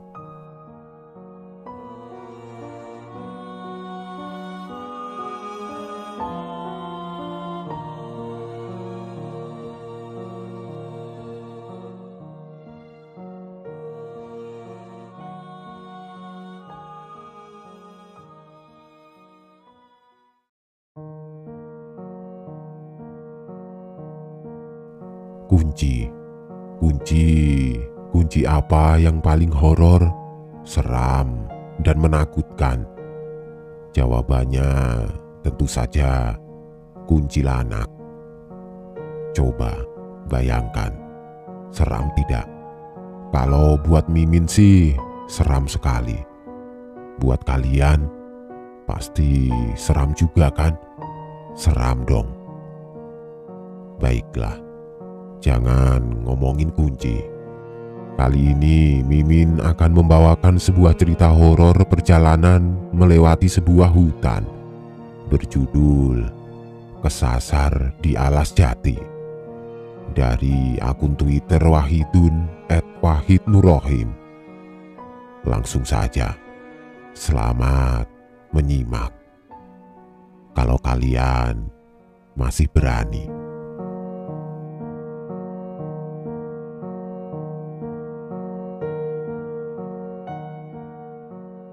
Kali ini aku mau menyampaikan sebuah cerita yang dimana ini adalah kisah dari Mas yang sebut saja namanya Hirman. Mas Hirman adalah seorang driver ojek online di Jogja. Beliau sering ngebit, istilah yang biasa digunakan para driver untuk memulai mencari pelanggan. Ketika dini hari tiba, iya, mereka biasa menyebutnya dengan istilah ngalong. Biasanya Hirman berangkat ngalong sekitar jam 10 sampai 11 malam. Dan rute dia mencari pelanggan adalah sekitaran Pogung, Seturan, dan Babarsari. Namun memang sebenarnya malam hari bukanlah waktu yang bagus untuk narik ojek. Iya, memang benar. Pelanggan itu pastilah tetap ada kapanpun. Namun di sini yang aku maksud adalah ketika malam hari tiba, kemungkinan besar kalian juga akan bertemu dan berinteraksi dengan mereka. Malam itu, Hirman berangkat dengan penuh semangat untuk memulai mencari rejeki. Ia berangkat dari rumah malam itu sekitar pukul 11 malam. Malam itu, Hirman mulai mengendarai motornya dan berkendara menuju ke arah Tugu Jogja dengan harapan di jam seperti itu banyak anak kos ataupun yang lain sedang dalam kelaran atau mungkin membutuhkan jasanya. Tidak berselang lama, ketika Hirman memasuki kawasan Babarsari, ternyata ada customer di sekitar bagian jembatan bawah Janti. Tanpa berpikir panjang, Hirman langsung mengambil orderan itu dan langsung bersiap menuju lokasi penjemputan itu berada. Dengan semangat, Hirman menarik gas motor Varionya. Tidak butuh waktu lama untuk Hirman sampai ke titik di mana lokasi penjemputan itu berada. "Mbak Lia ya?" ucap Hirman. Wanita itu mengangguk dan langsunglah Hirman memberikan helm untuknya. "Ini tujuannya sesuai aplikasi kan Mbak? Atau Mbak punya jalan alternatif lain?" tanya Hirman sambil melihat map yang ada di gawainya. "Iya Mas," jawab wanita itu datar. Malam itu, jam menunjukkan sekitar pukul 11:30 malam. Jalanan tidak terlalu sepi. Namun entah mengapa Mas Hirman merasa merinding kala itu. "Mbak, ini beneran tujuannya ke Wonosari?" tanya Hirman lagi. memastikan bahwa pelanggan ini tidak salah tujuan, karena bisa dibilang jarak dari Jembatan Janti menuju Wonosari cukup lumayan jauh. Ya, kurang lebih bisa ditempuh dengan waktu 45 menitan. Iya Mas, benar. Ini barangnya sudah tidak ada yang ketinggalan ya Mbak? Tanya Hirman. Enggak Mas, jawabnya. Mendengar sudah tidak ada lagi yang tertinggal, Hirman langsung tancap gas menuju lokasi tujuan dari Mbak Lia. Ketika Hirman sudah sampai di daerah perempatan Ring Road Ketandan, tiba-tiba Hirman teringat bahwa ketika ia mau menuju ke Wonosari, ia juga harus melewati Alas Ek yang sudah sangat terkenal dan sering terjadi hal-hal mistis di sana. Namun, karena malam itu ia baru mendapatkan customer satu, jadi apa mau dikata, Hirman harus mengambilnya. Daripada tidak ada uang untuk membeli kebutuhan esok hari, pikirnya kala itu. Malam semakin sunyi, apalagi ketika ia sudah memasuki kawasan Jalan Wonosari. Sebagai pelepas rasa kantuk, Hirman sesekali mengajak ngobrol Mbak Lia yang nampaknya kala itu ia juga sedang asik bermain telepon genggamnya. Mbak Lia, dari mana ini? Kok tumben jam segini baru balik ke rumah? Saya kerja di salah satu toko besar yang ada di daerah Janti Mas.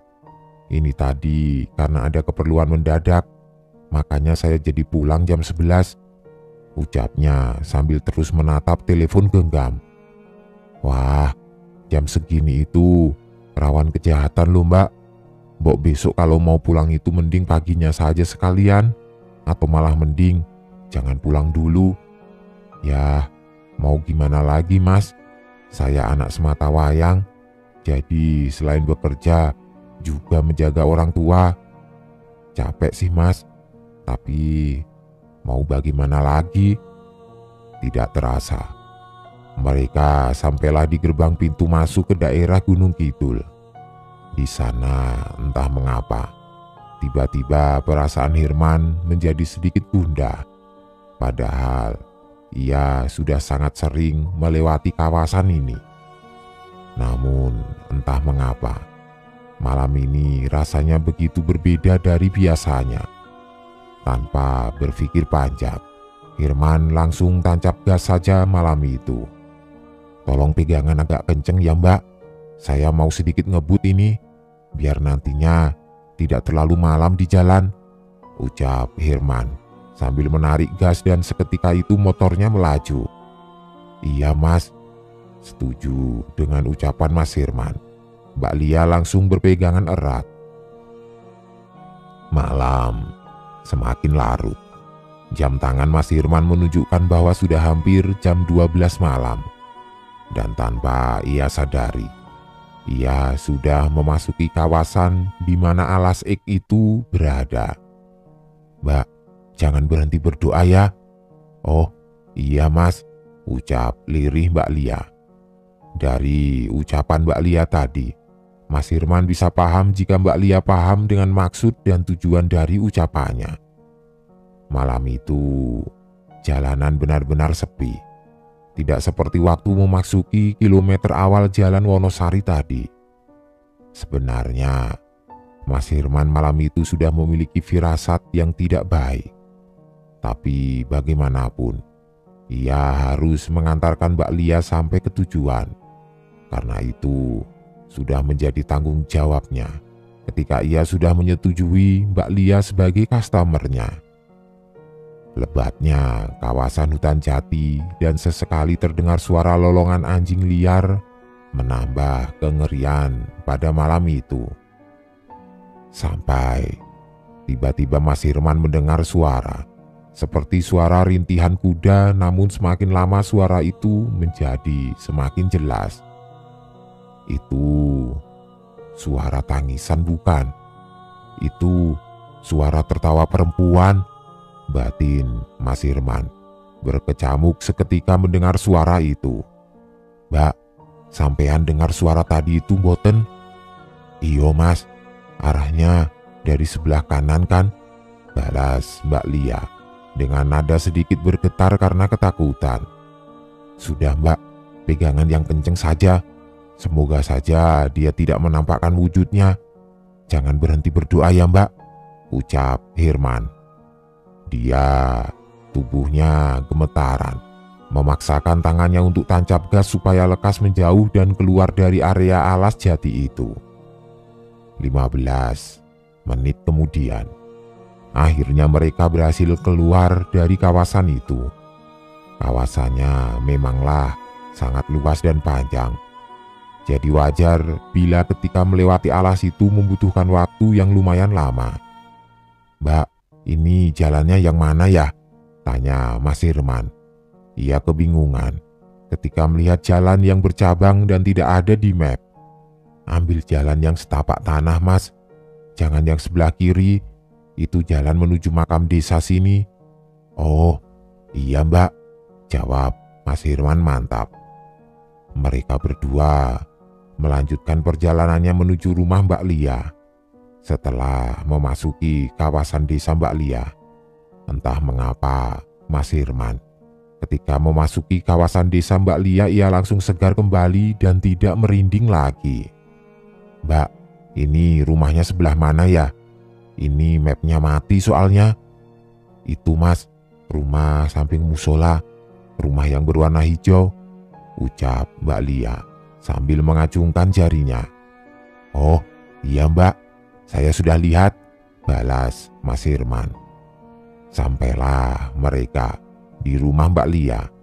Kondisi rumah Mbak Lia memanglah tidak begitu jauh berbeda dengan rumah yang ada di kota.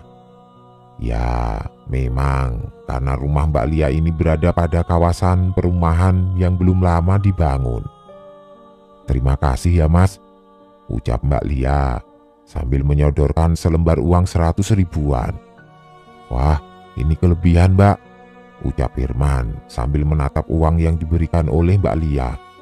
"Sudah Mas, ambil saja sisanya. Aku malahan yang harus berterima kasih dengan Masnya karena sudah mau nganterin di jam segini," balasnya. "Alhamdulillah, terima kasih ya Mbak. Semoga rezekinya semakin dilancarkan." "Amin. Mas, yakin berani lewat tempat tadi malam-malam begini? Ini sudah jam 12 lebih loh Mas. Kalau Mas nggak berani, tidur di rumahku saja tidak apa-apa Mas. Bapak juga pasti ngebolehin. Bapakku kebetulan juga seorang ketua RT Mas," ucap Mbak Lia. Mbak Lia saat itu merasa khawatir dengan Mas Herman jika ia harus melewati alas jati itu lagi. "Wah, terima kasih atas tawarannya Mbak. Tapi tidak apa-apa kok Mbak. Aku mau kembali ke Jogja saja. Istri dan anakku menunggu di rumah," balas Mas Herman. Seketika itu juga Mas Herman bergegas kembali ke Jogja. Sebenarnya Mas Herman saat itu takut untuk kembali melewati alas itu. Tapi mau bagaimanapun, jalan itu adalah jalan satu-satunya. Jadi mau tidak mau harus lewat ke sana. Jarak dari Jogja menuju rumah Mbak Lia terbilang tidak terlalu jauh, sekitar 45 menitan saja.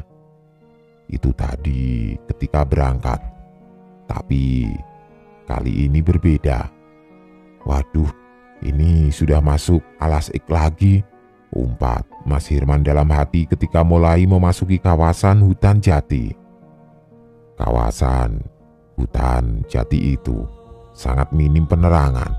Walaupun jalanannya masih terbilang baru, tapi entah mengapa untuk sarana penerangan jalan di sini masih sangat minim.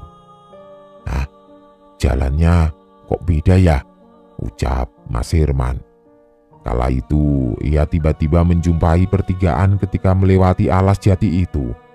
Padahal tadinya ketika berangkat jalan itu sama sekali tidak ada pertigaan. Akhirnya Mas Herman memutuskan untuk memilih sisi sebelah kiri, di mana di sana jalanannya tidak jauh berbeda dengan jalan yang tadi ia lewati.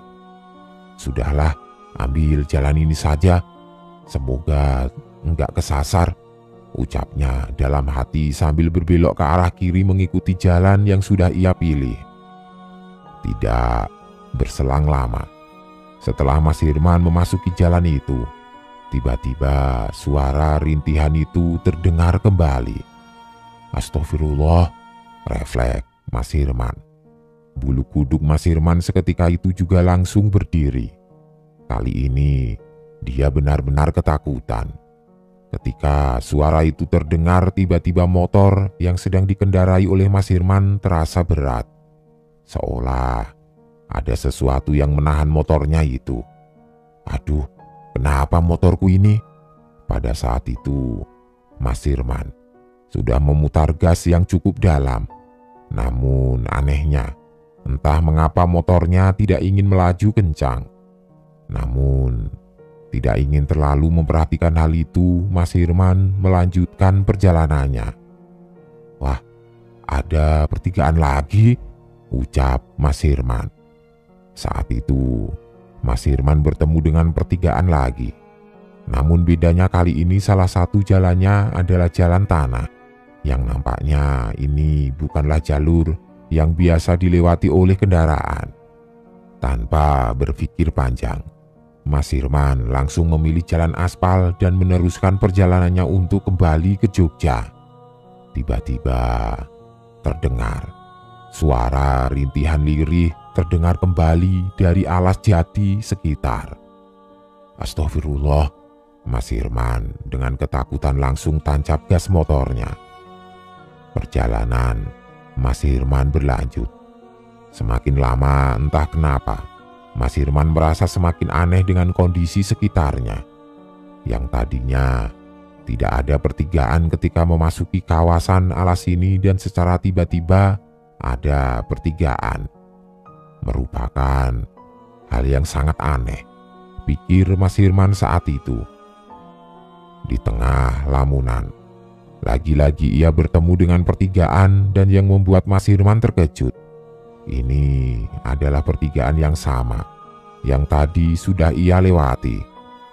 Merasa ada yang tidak beres, Mas Hirman hendak menghubungi rekannya sesama ojek online.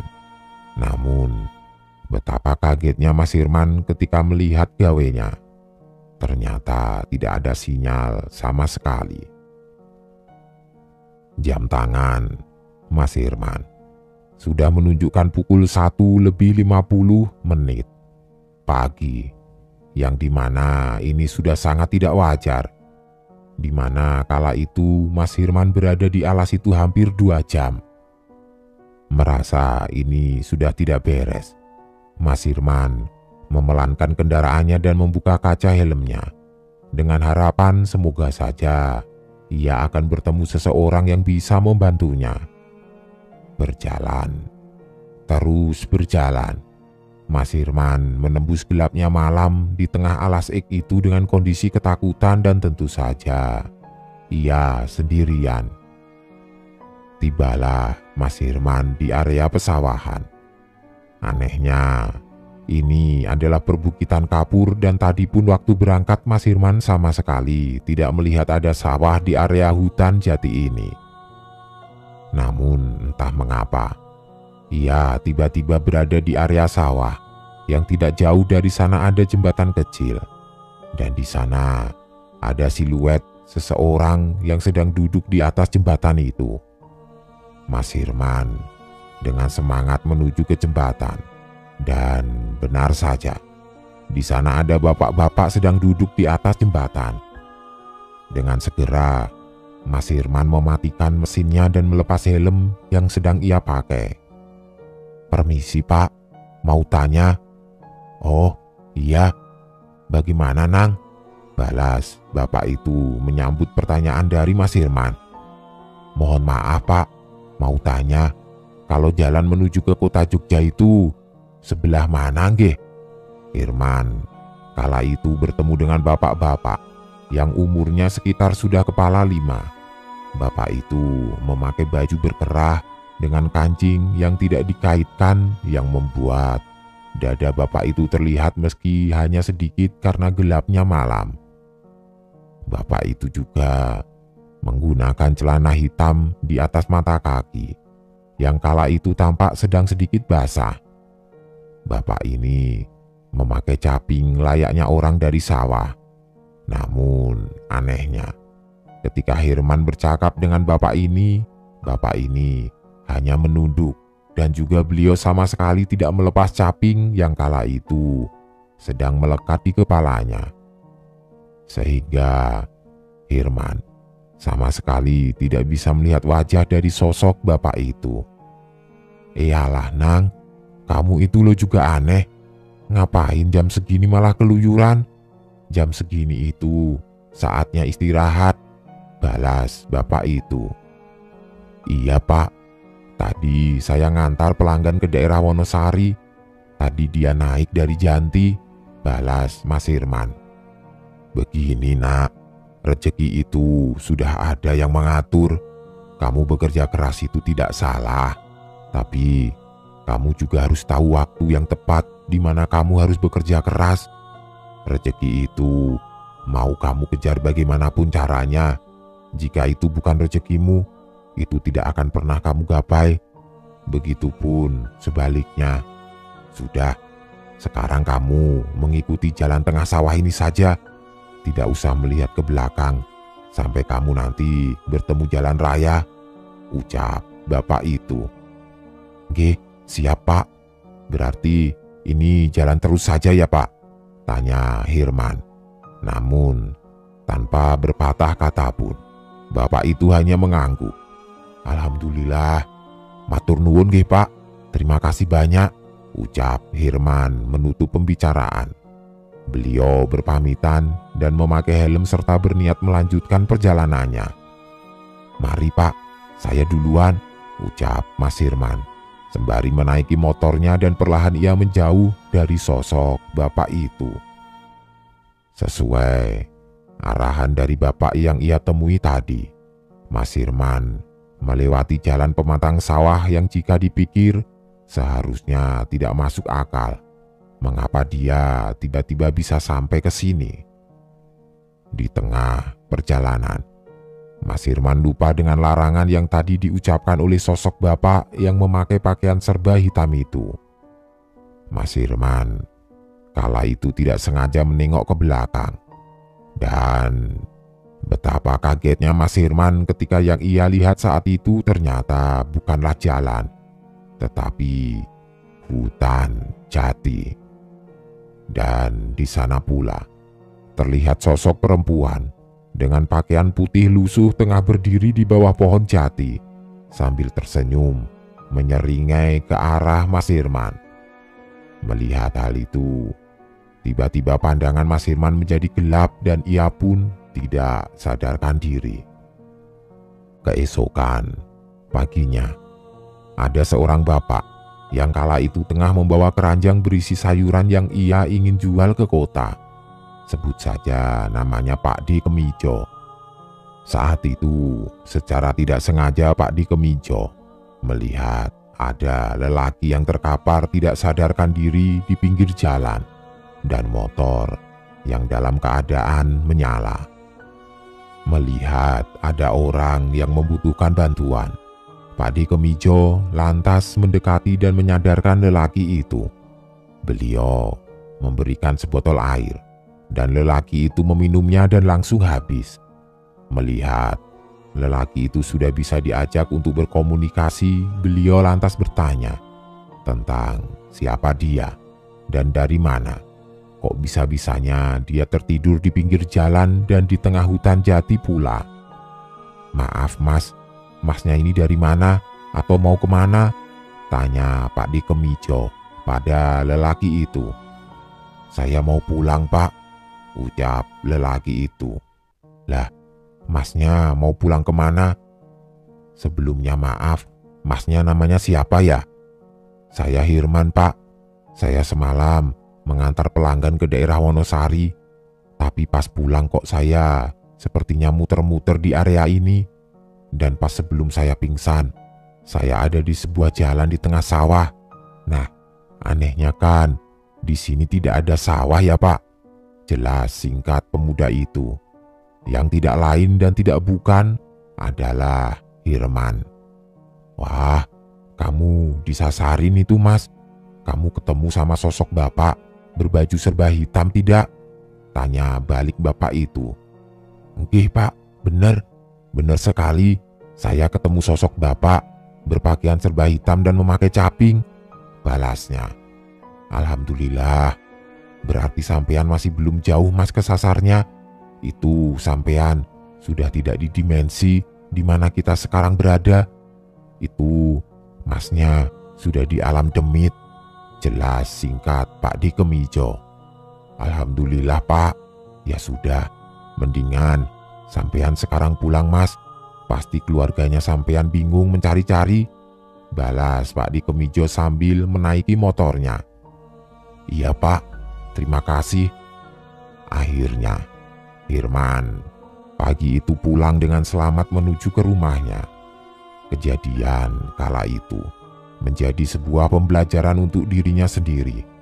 Dan mulai saat itu Hirman tidak lagi ngojek dini hari dan memilih untuk narik ojek dari pagi sampai sore saja.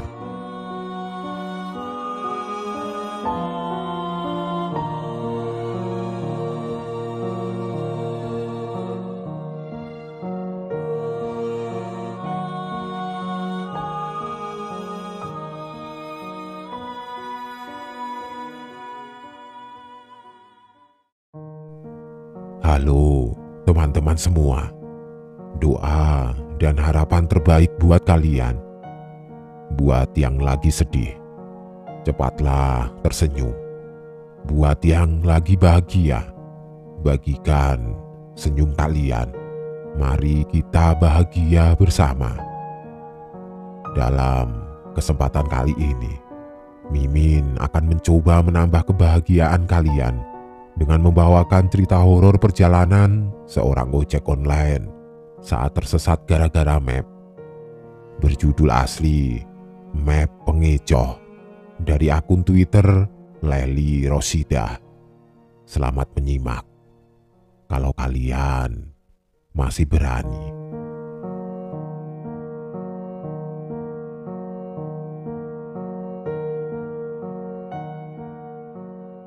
Belok kiri.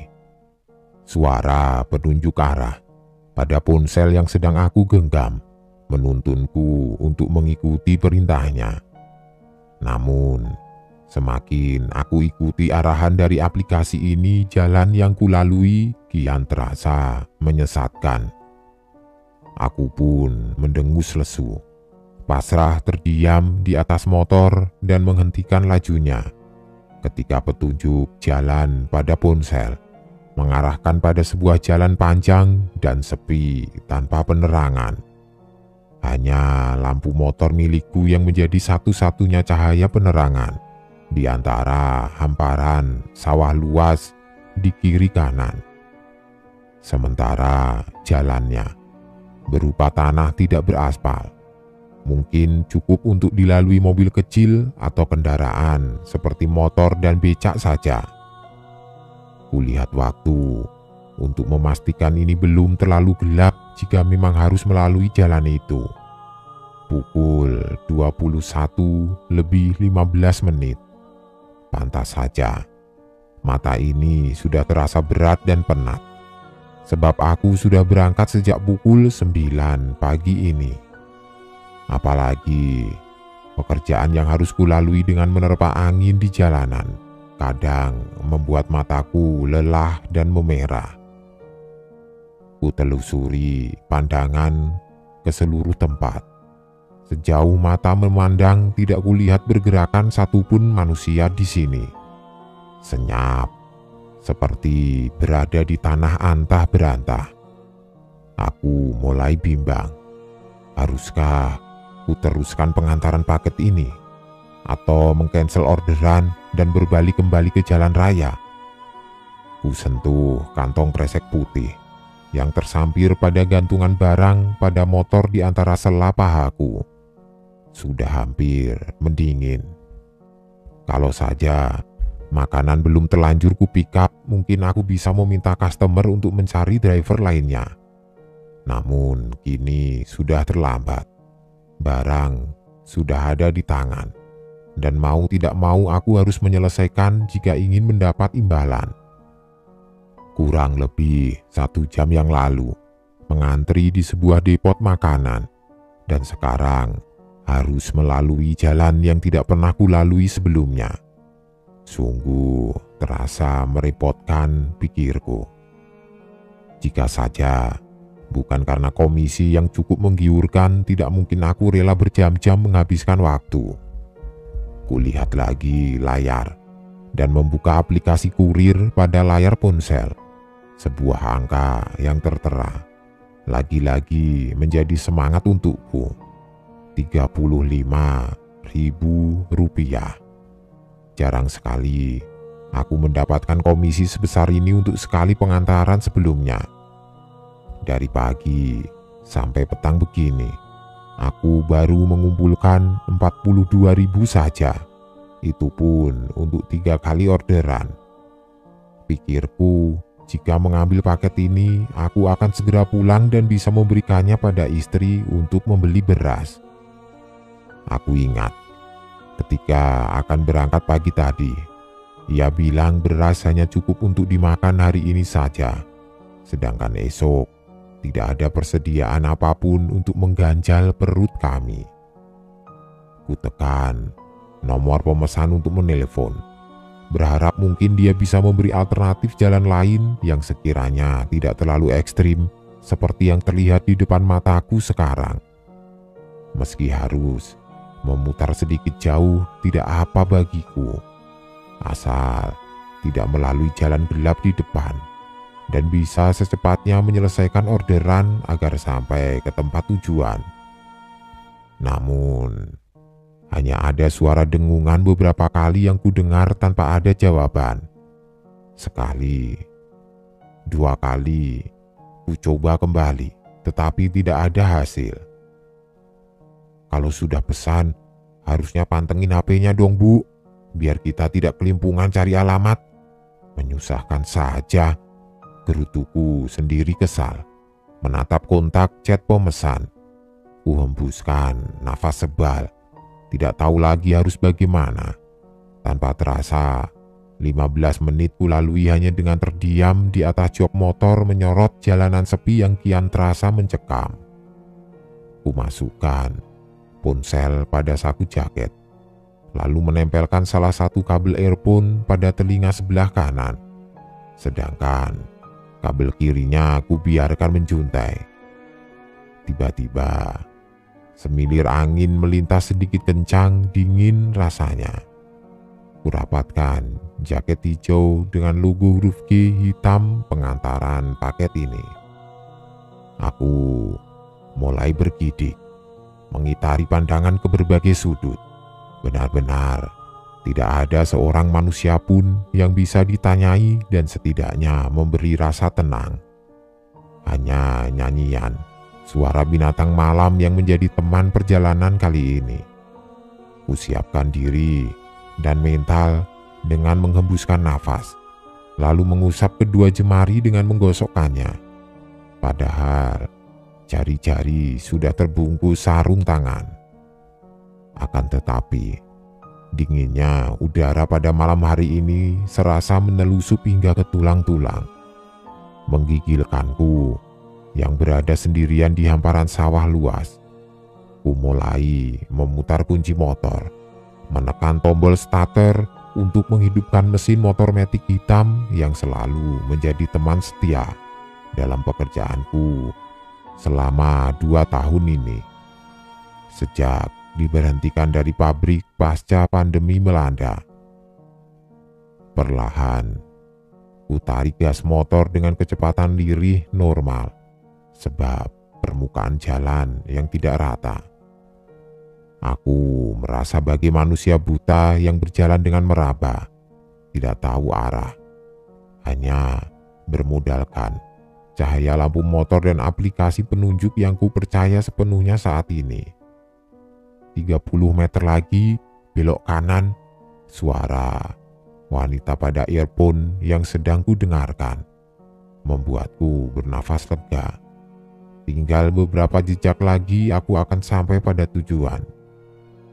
Namun rasanya sudah lebih dari 30 meter ku lewati, suara pada ponsel tidak lagi memberi petunjuk. Bahkan beberapa menit berlalu cukup lama. Ku tekan rem tanpa mematikan mesin, mengecek ponsel untuk melihat jalan yang kulalui apakah sudah benar atau justru menyesatkan. Sial, umpatku kasar ketika melihat barisan sinyal hilang dan menampilkan tanda X di atasnya. Ku ketuk helm kesal, merutuki kebodohan. Kenapa tidak berpikir bahwa di tempat seperti ini akan rawan tidak ada sinyal? Seketika aku terdiam, merasakan tengkuk yang terasa dingin seperti ada yang meniupnya. Bulu kuduk refleks berdiri meremang. Kuusap bagian belakang kepalaku dengan perasaan was-was melirik sekitar. Kepalaku sigap menoleh ke bagian jok belakang. Saat sapuan angin dingin kembali berembus, tidak ada siapa-siapa. Aku meneguk ludah, kembali mengusap-usap tengkuk untuk mencoba mengembalikan rasa tenang. Meski tentu saja debar jantung terus berdetak berkencang. Belum juga habis rasa kaget, aku dilonjakkan kembali dengan keadaan sekitar. Kenapa aku berada di antara rumput-rumput panjang yang tingginya seukuran betis? Lalu kemana jalan tidak beraspal yang tadi aku lalui? Peluh mulai memenuhi kening. Udara terasa menyesakkan sempit di bagian dada. Sudut mataku awas pada keadaan. Gelap gulita. Hanya diterangi cahaya lampu motor dan sinar temaram bulan yang membantu penglihatan. Di saat suasana terasa kian kacau, lirih, ku dengar sayup suara tangisan wanita. Dadaku berdebar tidak karuan. Bagaimana mungkin ada suara manusia? Padahal sejak menjejak kemari, tidak seorang pun yang kulihat ada di sekitar rumputan pohon di sini. Sejauh mata memandang, hanya kulihat hamparan semak dan ayunan dedaunan yang bergemeresak disapu angin. Lantas, dari mana suara itu berasal? Atau mungkin imajinasiku saja yang kelewat batas sebab rasa takut yang mendominasi? Aku mulai menekan gas motor kembali, mencoba beranjak meski lebatnya semak terasa menghalangi jalan. Terus, ku terobos paksa agar segera keluar dan aman dari kerumunan semak yang dapat menyembunyikan keberadaanku. Di dalam kepala hanya ada nama Risma dan Aska, istri dan anakku. Tidak bisa aku bayangkan ekspresi mereka jika tahu aku tidak bisa kembali pulang. Langkah motor terasa semakin berat. Meski demikian aku tidak menyerah, terus memaksa dengan sekuat tenaga dengan wajah mengernyit sempurna. Suara tangisan lagi-lagi terdengar kembali. Bahkan terasa kian dekat membuyarkan jiwa kelelakianku. Dalam basahnya tubuh yang bermandikan keringat, pelupuk mataku juga telah penuh, menahan linangan air yang terus mendesak ingin mengucur. Sekuat mungkin, kulewati rimbunan semak penuh susah. Aku tidak lagi bisa membaca arah, hanya berjalan lurus, menerobos rerumputan panjang yang melambatkan laju motorku. Nyaliku kian menciut saat suara tangis kini diiringi tawa bayi. Ya Tuhan, apalagi ini? Tubuh gemetar bukan main. Belum lagi semak-semak yang terasa tajam menusuk kulit. Meski celana yang kukenakan sudah sepanjang mata kaki, tajamnya kayu semak terasa menusuk hingga ke dalam. Aku tidak lagi peduli, terus melaju tanpa arah menembus kegelapan. Pipiku mulai basah sebab rasa takut yang teramat sangat menahan kengerian. Napas kembang kempis, dengan dada yang terus berdegup kencang. Hanya rapalan nama Tuhan yang bisa kuagungkan, berharap pertolongannya bisa membawaku kembali. Jalan yang kulalui mulai terasa ringan, sebab berhasil melewati rimbunnya semak. Akhirnya aku pun bisa bernafas lega. Sebuah jalan setapak di hadapan memberiku harapan. Syukur kupanjatkan pada Tuhan. Kuposisikan diri menghadap ke depan, kaki mulai terasa perih meski tidak bisa kulihat keadaannya. Tidak apa bagiku, yang penting aku bisa selamat sampai di detik ini. Mataku memicing melihat keadaan jalan depan, tetapi suasananya terlalu gelap untuk memastikan baik-baik saja semuanya. Merasa ada kesempatan besar, langsung saja ku tekan gas cepat. Namun, sial, kembali ku dapatkan. Mesin tiba-tiba mati. Aku mengumpat keras. Debar di dada semakin tidak karuan. Gelap pekat memenuhi suasana. Tangisku pecah, tidak lagi bisa menahan. Udara kembali terasa sempit, seakan diimpit oleh ribuan sosok yang tidak bisa kulihat dengan mata telanjang. Aku tidak bisa lagi berpikir. Telinga penuh dengan suara aneh. Beragam tawa, tangis, beradu dengan nyanyian binatang nokturnal membuatku ketakutan setengah mati. Sembari jempol terus berusaha menekan tombol starter. Di saat jantung terasa diombang-ambingkan kecemasan, sebuah sorot cahaya dari belakang semakin membuatku gemetar bukan main. Aku hampir kehilangan nafas. Sebuah tepukan pada bahu menjingkatkan tubuh ini. Aku berteriak keras sekali, bahkan terasa mengudara. Lengkingku membubarkan burung-burung malam yang singgah pada pohon, terbang berhamburan ke udara dengan pekik mencekam. "Pak Yusuf," suara halus perempuan membuatku mematung, tenggorokanku tercekat. Penuh hati-hati, aku menoleh ke belakang dengan gerakan patah-patah. "Sudah saya tunggu sejak tadi," ucap perempuan cantik, berkebaya dengan membawa senter di tangannya. Rupanya, cahaya yang kulihat tadi bersumber darinya. Kupandang perawakannya dari atas hingga ke bawah, memastikan bahwa dirinya benar manusia. Namun, gelapnya malam mengaburkan penglihatanku pada kaki si wanita. Dalam hati, aku hanya berharap bahwa kakinya menjejak tanah.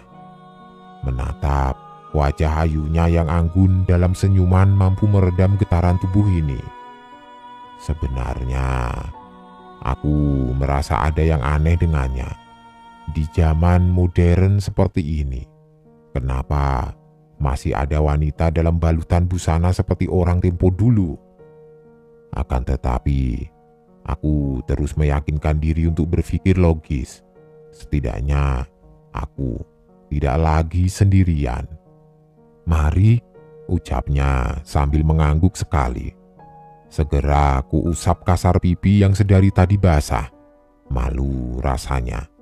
Ku tuntun motor untuk mengikutinya. Sampai pada sebuah rumah, badanku mulai tenang. Segala syukur ku panjatkan dalam hati. "Duduk dulu, Pak. Saya ambilkan minum." Aku mengangguk sopan dan membiarkannya berlalu. Beberapa menit aku menunggu. Ia pun kembali dengan segelas teh hangat. Tanpa perlu permisi, segera ku teguk isinya hingga tandas. Tenggorokan yang sedari tadi kering kini basah sudah. "Saya numpang istirahat sebentar ya." Wanita itu mempersilahkan. Ku selonjorkan kaki yang penuh luka sembari menyandarkan tubuh pada kursi rotan. Penat rasanya. Hingga tanpa sadar aku terpejam. Sebuah timpukan benda kecil membangunkanku. Kubuka mata dengan perlahan dan mengernyit. Rupanya aku telah tertidur hingga pagi. Kutemukan beberapa batu kecil berserakan di sekitarku. Mungkin benda inilah yang mengusik tidurku. Suara beberapa orang membuat mataku membuka lebar-lebar. Siapa mereka? Kepalaku mendongak untuk melihat mereka. Dari balik pagar berkarat, beberapa manusia melambaikan tangan padaku. Kutegakkan tubuh untuk menyadarkan diri sepenuhnya. Dahiku mengerut saat mendapati diri tertidur di atas sebuah batu besar. Suasana tidak lagi gelap. Rupanya aku benar-benar tertidur semalaman. Sadar, banyak orang yang meneriaki aku berjalan terhuyung mendekat dengan menahan rasa perih pada kaki. "Mas, sampean kok bisa masuk ke dalam rumah yang sudah 20 tahun dikunci?" Salah satu pria di balik pagar berkata demikian, yang membuatku seketika linglung dan tidak mengerti. Mataku sigap menoleh ke belakang, menjelajah ke sekitar. Motorku masih berdiri di depan teras rumah yang hampir roboh tidak terawat. Bagaimana bisa